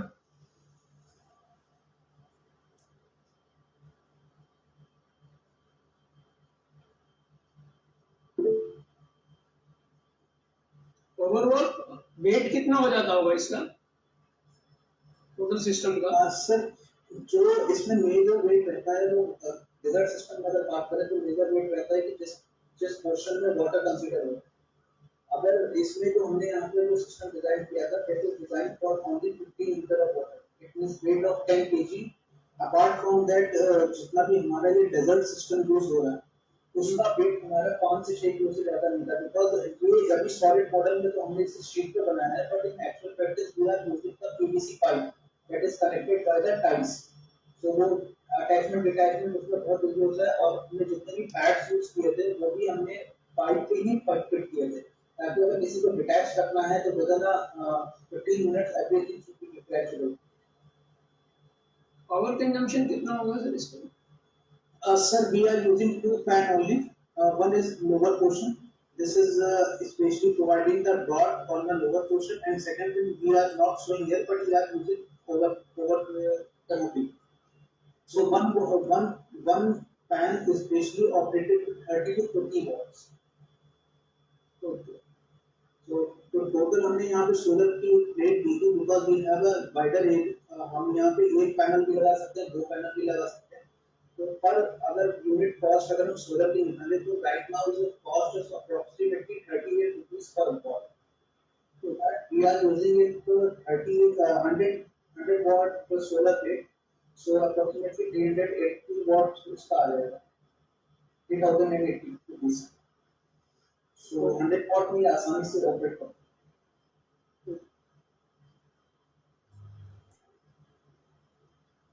और इसका कॉस्टिंग कितना है? और इसका cost Sir, approximately right now we are approximately 15 to 20,000 rupees। अभी इसका एस्टिमेशन थोड़ा सा किया था तो वही 15 से 16,000 रुपए तक जा रहा था, क्योंकि मेजर जो कॉस्ट आ रही थी वो 2 चीजों की आ रही थी। पहला था सोलर, और दूसरा तो अगर उनकी बैटरी नहीं यूज कर रही देन सोलर हमारा प्राइम था, और उसकी कॉस्ट 40 रुपीज या 38 रुपीज पर वॉट के हिसाब से चार्ज होती है। Thank you.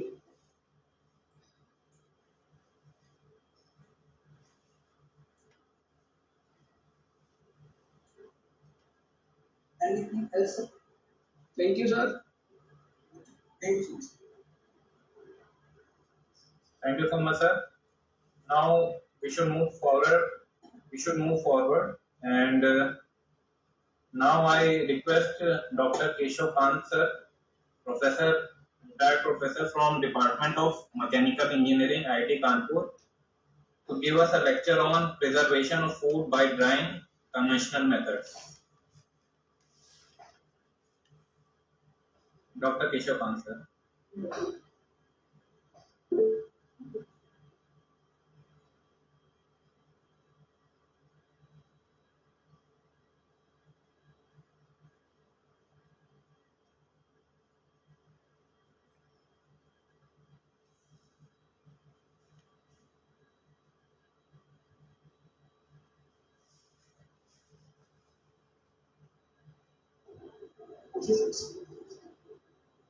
It has been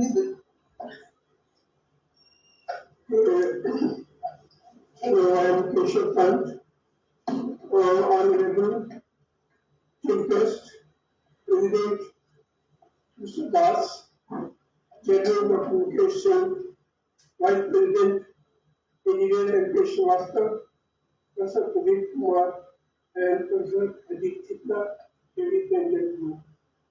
At the outset, I'd like to express my appreciation and thanks for having invited me to this All India Radio Association to meet. I will be speaking on conventional drying methods of food preservation. Actually, food can be preserved by two methods, either by cooling or by heating.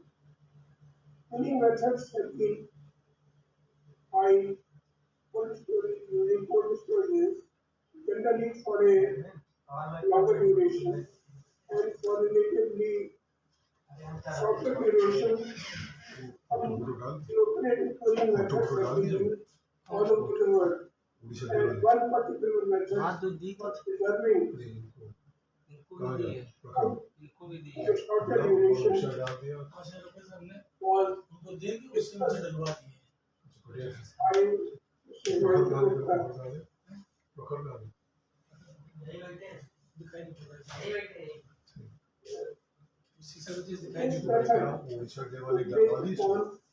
अभी इसमें जाओ तो मंदिर में cooling मंदिर का अलग हो रहा है ना मंदिर में करवाएंगे तो इसमें उड़ीसा देव इसमें कर देते तो यूट्यूब से मंदिर वाले मिलेगा मंदिर वाले तो कह रहा हूँ मंदिर वाले को भी देख रहा हूँ इसी को खाने दे रहा इसको ये वाली अरे ये जो है वो डांस होता है ना उड़ीसा डे करके भाई सतीश मोहन आए थे कुछ याद तो रहेगा ना the methods that I will be talking about will be इनको दे दो the list of drying methods of food preservation.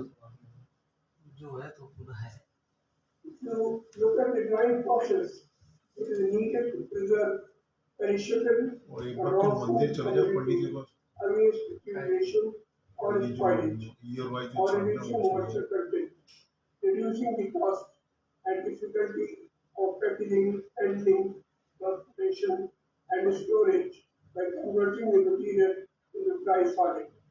It is one of the oldest methods of preserving food.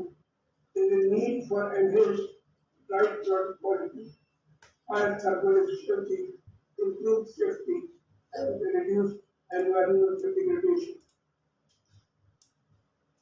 Lecture चल रहा है ये भी लेक्चर है ये भी There are many technologies that are already commercialized or show potential of imminent industrial exploitation. ये वो Drying is a very energy-intensive operation. Screen दिखा Fossil fuels have been used traditionally on a commercial scale.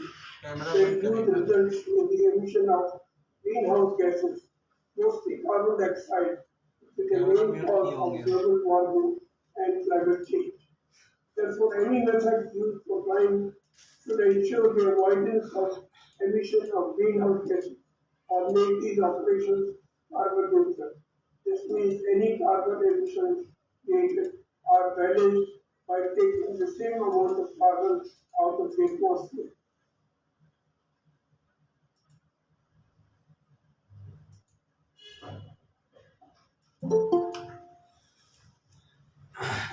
Environmental Performance Index उनको is mail widely चला गया used for ranking countries उनको mail चला गया with प्रशांत वाले को sustainability.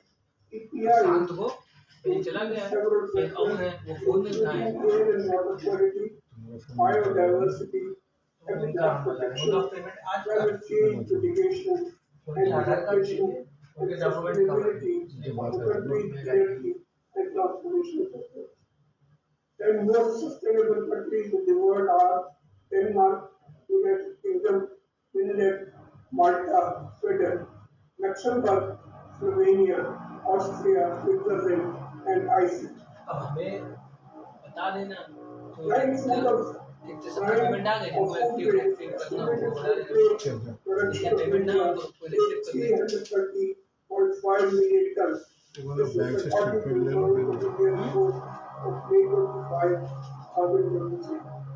जो वेबसाइट पर लिखवा है वो मुझे बता दो और वैसे भेजेंगे 931 million tons This is 2019 figure of United Nations Environment Program. Household population in India is estimated to be around 55 kg per person per year. In USA, 40% of the food produced never gets produced. It will continue total grocery stores, oil, and vegetables. एक बात That is the kind of situation in which resources like water, dairy, seeds, paper, fertilizer, that went into growing it, along with the animals, slaughtered, are like ऐसा नहीं हम करें कोई guarantee नहीं है अभी कभी डाल दें amount of water required to grow तो हमसे this vegetable is about 250 kilometers cube. The value of this waste is $1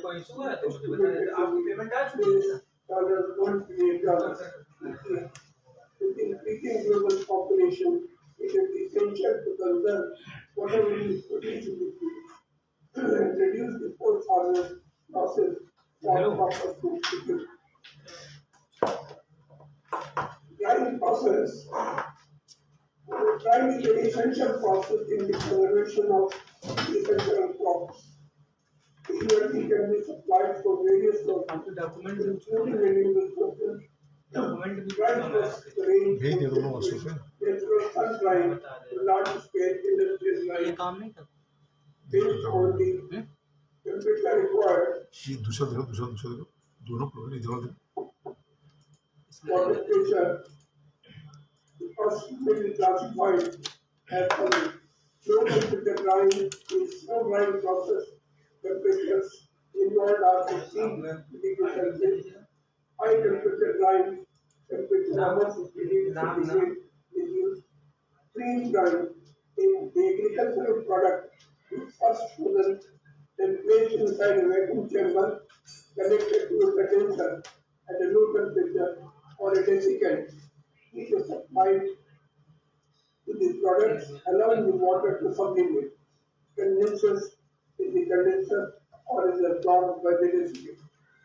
Osmotic drying, the process is normally used for drying fruit juices to make a concentrated powder, involving an osmotic process followed by vaporization under pressure. Desiccant drying is used to remove moisture from the air to increase its drying potential.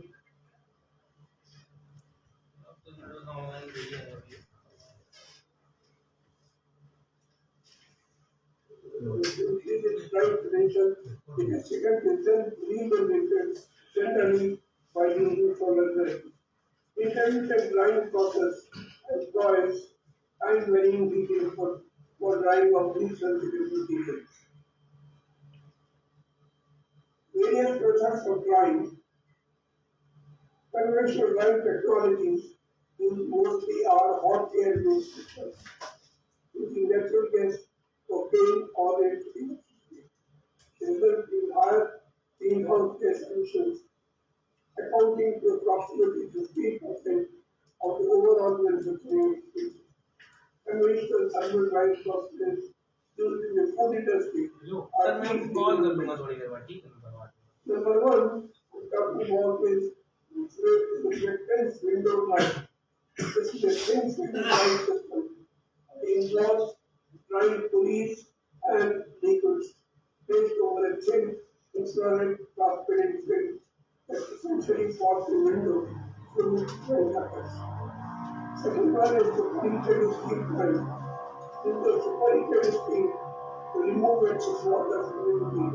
It can be used to make potato chips, cook, eat, or serve dinners or dry food. Third one is aerobic heat processing.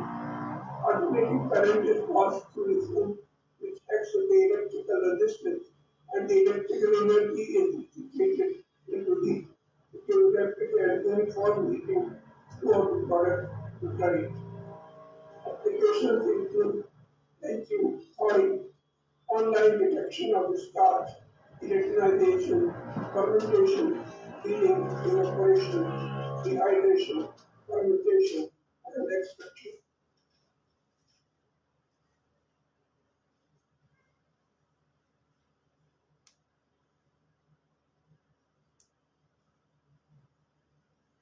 Next method is infrared drying.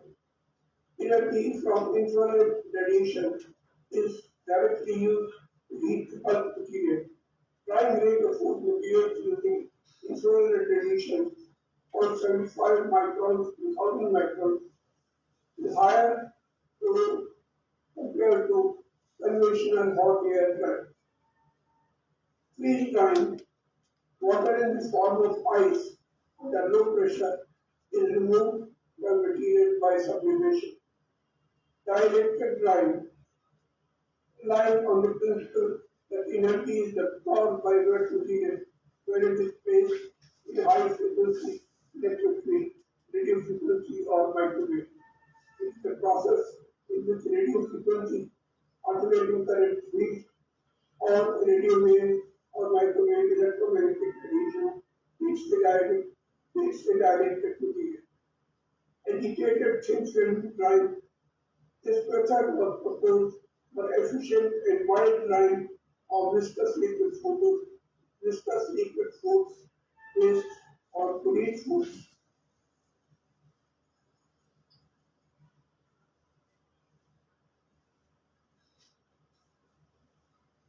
Next method is fluoride bed drying. It is extensively used to reduce the moisture content of food, pharmaceutical, chemical powder, and granules with a high degree of efficiency. Microwave drying is based on unique volumetric heating mode facilitated by infrared radiation in the frequency bands 915 MHz to 2450 MHz. Rotary dryers are highly efficient industrial drying options for bulk solids. They work by tumbling the material in a rotating drum in the presence of dry air. Vacuum drying can also be used for transporting fresh fruit or vegetables. Vacuum drying removes moisture from a solid sample or air due to evaporation at low pressure.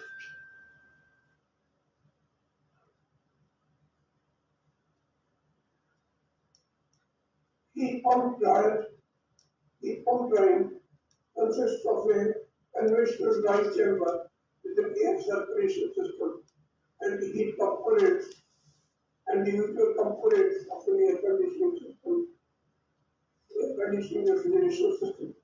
The drying air is dehumidified by the cooling section and the refrigeration cycle and reheated by the condenser of the heat pump.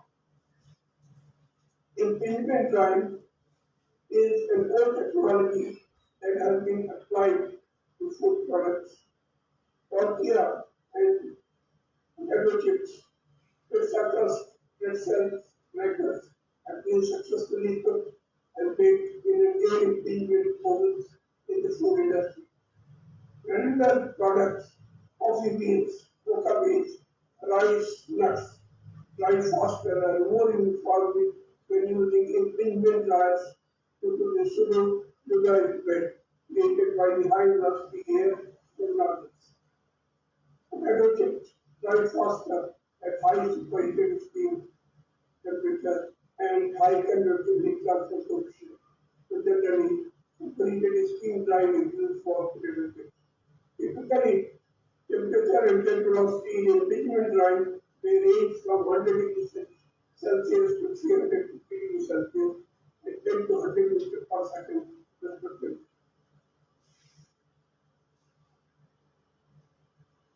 Hybrid dryer first condenses the air before absorbing the moisture in the air.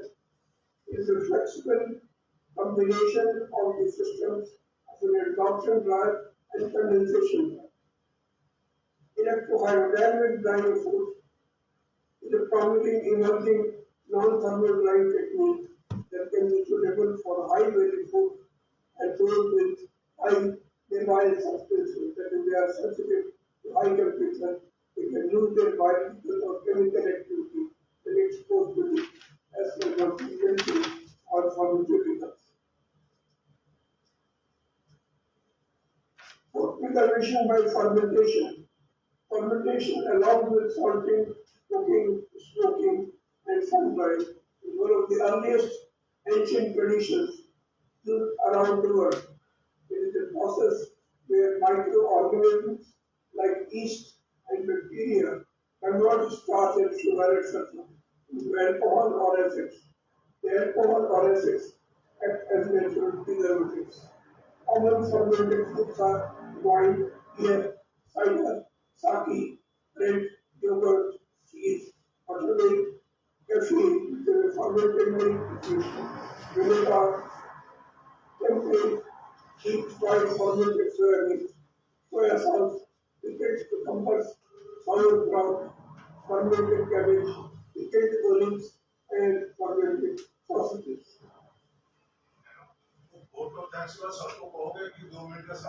Next one is red wine. Is used to remove water from free-flowing liquid mixture, thus transforming it into a powder form. The standard technology in the food industry, especially the dairy industry, is used for making powdered milk. Irradiation of the liquid sample with ultrasonic more than 20 kHz waves resulting in irradiation or ultrasonication can also be used instead of complex atomization to use small diameter droplets in its presence. Sound waves propagate into the liquid media, resulting in alternating compression and radiation cycles. UV ultraviolet C irradiation of foods. Some methods like ultraviolet C irradiation is being used for food preservation and enhancement. Low pressure mercury vapor lamps with a maximum output of 25-37 angstrom wavelengths are being used commercially in food processing industry. This is being done for tenderizing or aging of meat, curing and wrapping of cheeses, prevention of surface mold growth on bakery products, air purification in bottling and food processing establishments and over pickle nets. Osmotic hydrogen dehydration of food.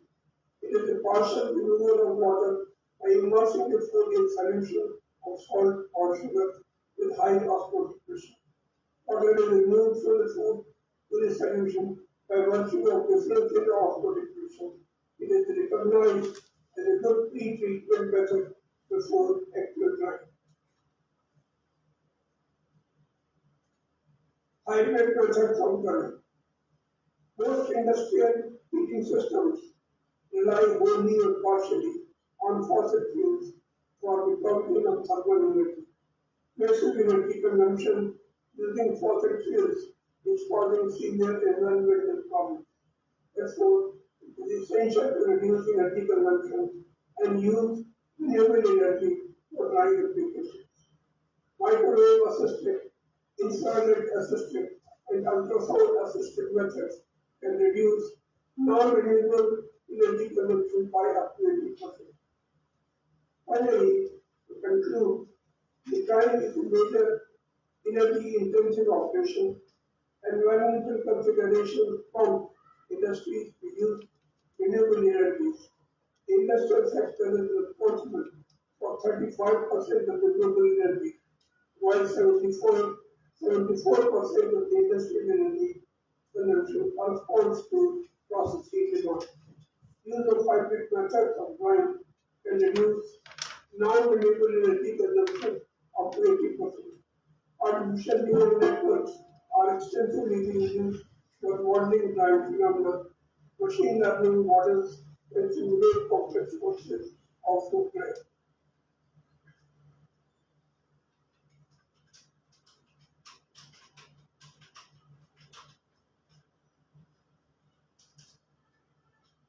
Thank you.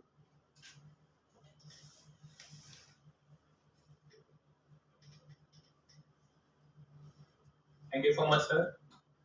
If anyone wants to ask anything from the sir, then feel free to ask.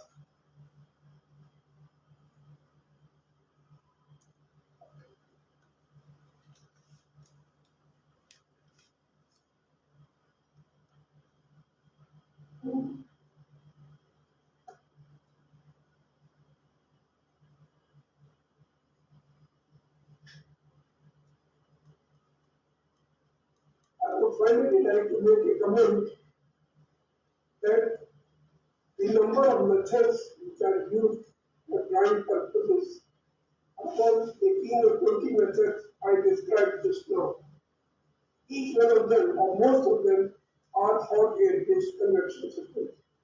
There are only 3 or 4 which are not using thermal energy directly. These 16, 17 methods which are hot air-based systems, hot air-based convection systems, using heat energy from the fossil fuels, either propane, natural gas, or oil. And that is resulting in emission of large amount of greenhouse gases.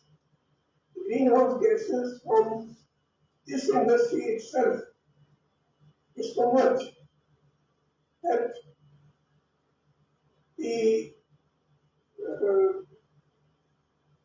that we can that we have to find methods to reduce this carbon dioxide emission, absorb this carbon dioxide, or sequester this carbon dioxide either into the soil or deep in the or deep into the ocean, or by planting a lot of trees, by increasing the greenery.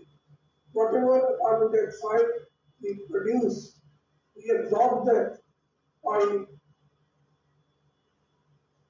taking out from the atmosphere. So that part is very important, and I'm planning to give a next lecture on the sustainable methods, which will talk about the use of solar energy, wind energy, biofuels, and so on.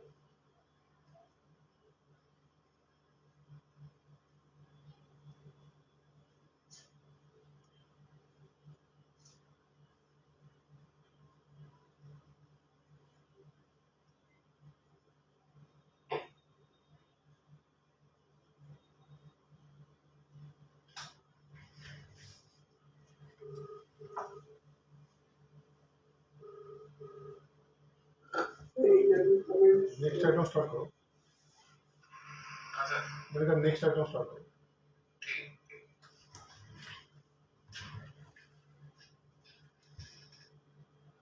It seems that no one has any query regarding the lecture. So now we will move ahead, and I am sharing certificate of appreciation to each of the our lecturers, and I request to our chief guest, please appreciate them for their lectures. Let me just share my certificate of appreciation. Just a minute, please.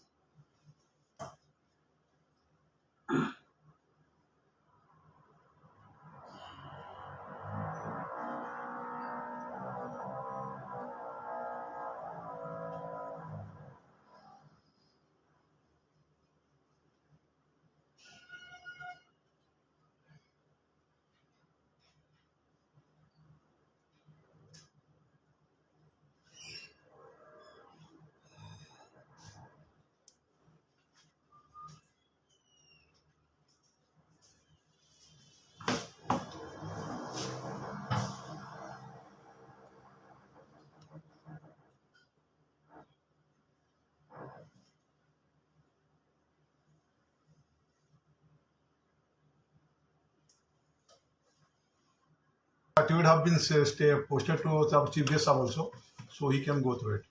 Please proceed, sir.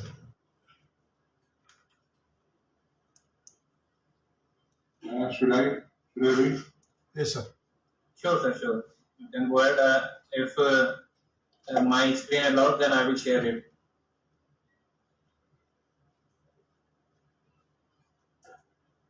In this schedule of certificate of appreciation, this is to certify that Shri Ajit Shukla has successfully contributed through his presentation on refrigeration system with saving power in the technical webinar held on 3rd May 2025. On behalf of Organizing Committee, Council, Chief Guest, myself, Deputy Commissioner Industry, Government of UP thankfully acknowledges the valuable support and wishes for success in future. Thank you, Sir. Thank you, Mr. Ajit and Shukla.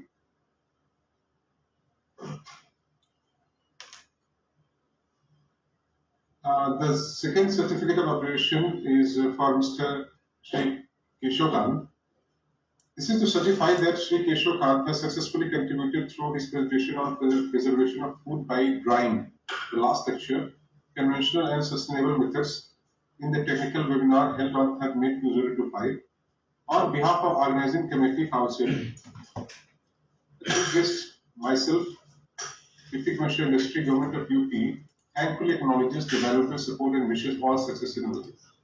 Thank you, sir, for your insight on this food preservation by drying. Ready? And the last one, certificate of appreciation for Mr. Shri Himanshu Gupta. This is to certify that Shri Himanshu Gupta has successfully contributed through his presentation on design of a vegetable cart in the technical webinar held on 3rd May 2025. On behalf of Organizing Committee, Council, Chief Guest Shri, myself, Deputy Commissioner, Industry, Government of UP thankfully acknowledges the valuable support and wishes all success in life. My wishes to Shri Himanshu Gupta. It was really insightful and really quite knowledgeable point which you presented. Thank you, sir. On behalf of all the committee, I thank all the speakers. Thank you. Thank you so much, sir. Thank you to our host.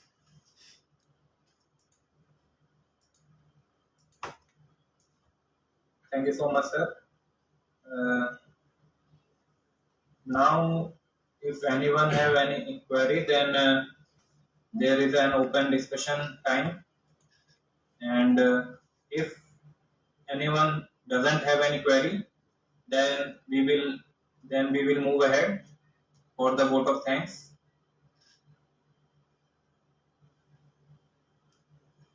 I would like to ask a question to our chief guest, sir. Please.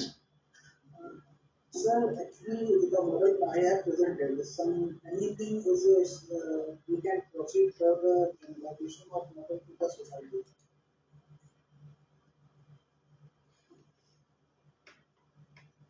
Why don't you repeat your question, please, Himanshu? Sir, can you basically model मैंने present किया है, that is a low cost model and is affordable for all the vendors especially. So क्या ऐसा कुछ ऐसा scheme मतलब sir आप के पास से है जिससे कि हम इस मॉडल को सोसाइटी के लिए incorporate करें? Yeah, surely. Your model is in our service sector.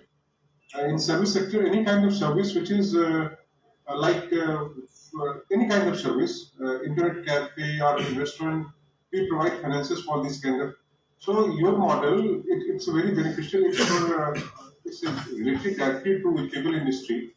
So here, this model can be covered under our scheme. We have schemes from 1 lakh to 25 lakhs. So under this scheme, this card can be financed.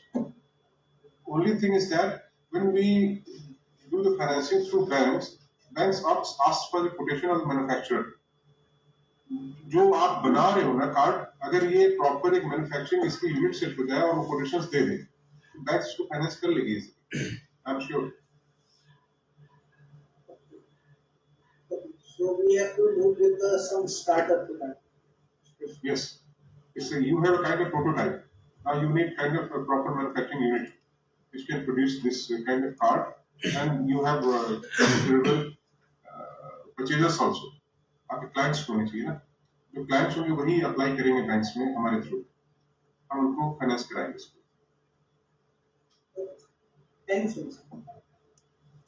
Himanshu ji, Yes, sir. Bank के लिए कोई तकलीफ हो, हमारा association all India welfare association है, हम लोग सभी बैंक से परिचय है, तो अगर बैंक से कोई मदद मिले चाहिए आपको तो हम लोग याद करिएगा. Sure, sir. Sure, sir. I will discuss with team and then let you know.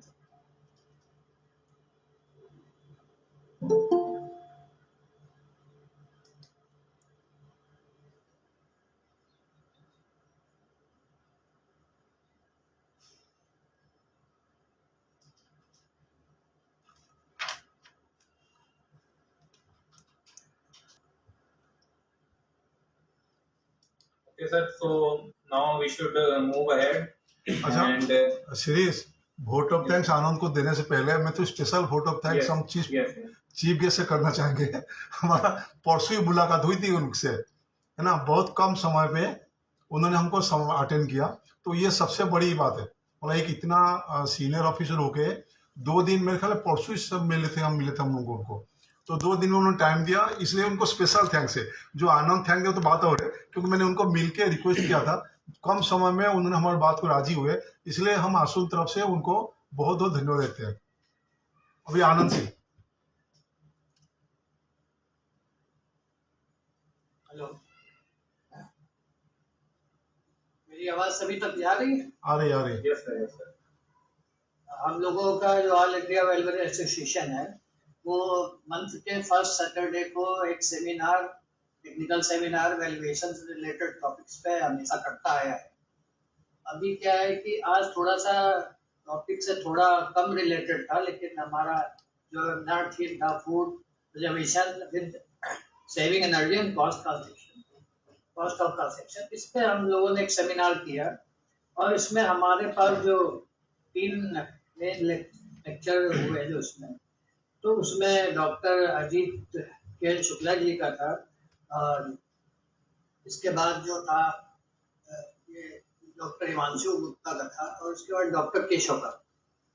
तो इन सभी लोगों को हम धन्यवाद देते हैं कि इन्होंने अच्छा प्रेजेंटेशन बनाया और इस प्लेटफॉर्म पे शेयर किया, और हमारे जो मेंबर्स थे उनको बहुत अच्छी एक अलग फील्ड की नॉलेज भी थी। इसके साथ ही जो हमारे चीफ गेस्ट हैं श्री सिंह जी, उनका भी बहुत बहुत धन्यवाद करते हैं। साथ में जो हमारे अपने प्रेसिडेंट हैं इंजीनियर दास, और इसके अलावा वाइस प्रेसिडेंट है, वाइस चेयरमैन जो है इसके, सॉरी, जो चेयरमैन है आईईआई के मुकेश कुमार सिंह जी, और डॉक्टर प्रदीप कुमार जो HBDI से थे, इन सभी का हम लोग धन्यवाद करते हैं। इन्होंने अपना अमूल्य समय निकाला और हम लोगों के इस सेमिनार में शामिल हुए। इसके अलावा जो पार्टिसिपेंट थे, जो सभी हमारे ऑल इंडिया वेलफेयर के मेंबर्स थे, उन्होंने भी अपना समय निकाल करके इस सेमिनार को अटेंड किया, और हम आशा करते हैं कि उन्हें अच्छे से इंफॉर्मेशन मिली होगी रेफ्रिजरेशन से रिलेटेड, और जो कि हमारा टॉपिक था। तो मैं सभी का धन्यवाद करता हूँ और इस कार्यक्रम को यहीं पे समाप्त। Sir, there is an announcement at the end of this webinar. Since we have lost some lives in Pahalgam terror attack on 22nd or 23rd of April, so now we will have a 2-minute silence for the life of the Pahalgam terror attack victims and those who have died on that day. So there will be a silence for 2 minutes, and we will end this webinar afterwards.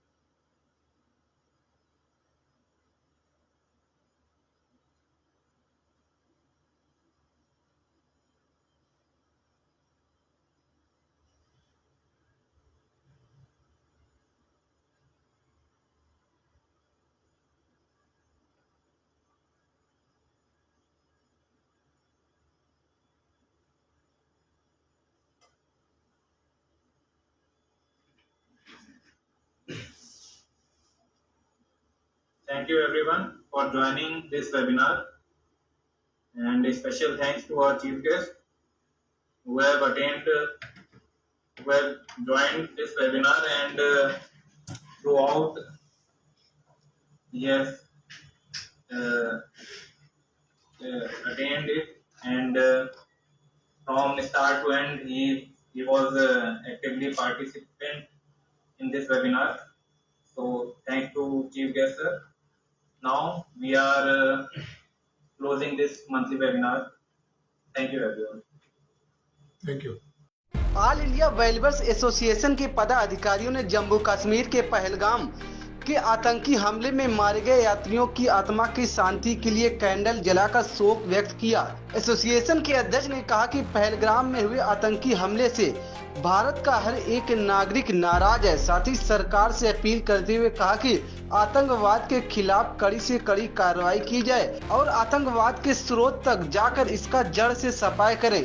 इस दुख की घड़ी में हम सब भारतवासी पीड़ित परिवारों के साथ हैं। साथ ही उन्होंने कहा कि हम सभी राजनीतिक दलों तथा देशवासियों से अपील करते हैं कि ऐसे समय में कोई ऐसा बयान न दे और साथ ही किसी भी सोशल मीडिया प्लेटफॉर्म पर ऐसे पोस्ट न करें जिससे कि हमारे देश के सैनिकों का मनोबल गिरे।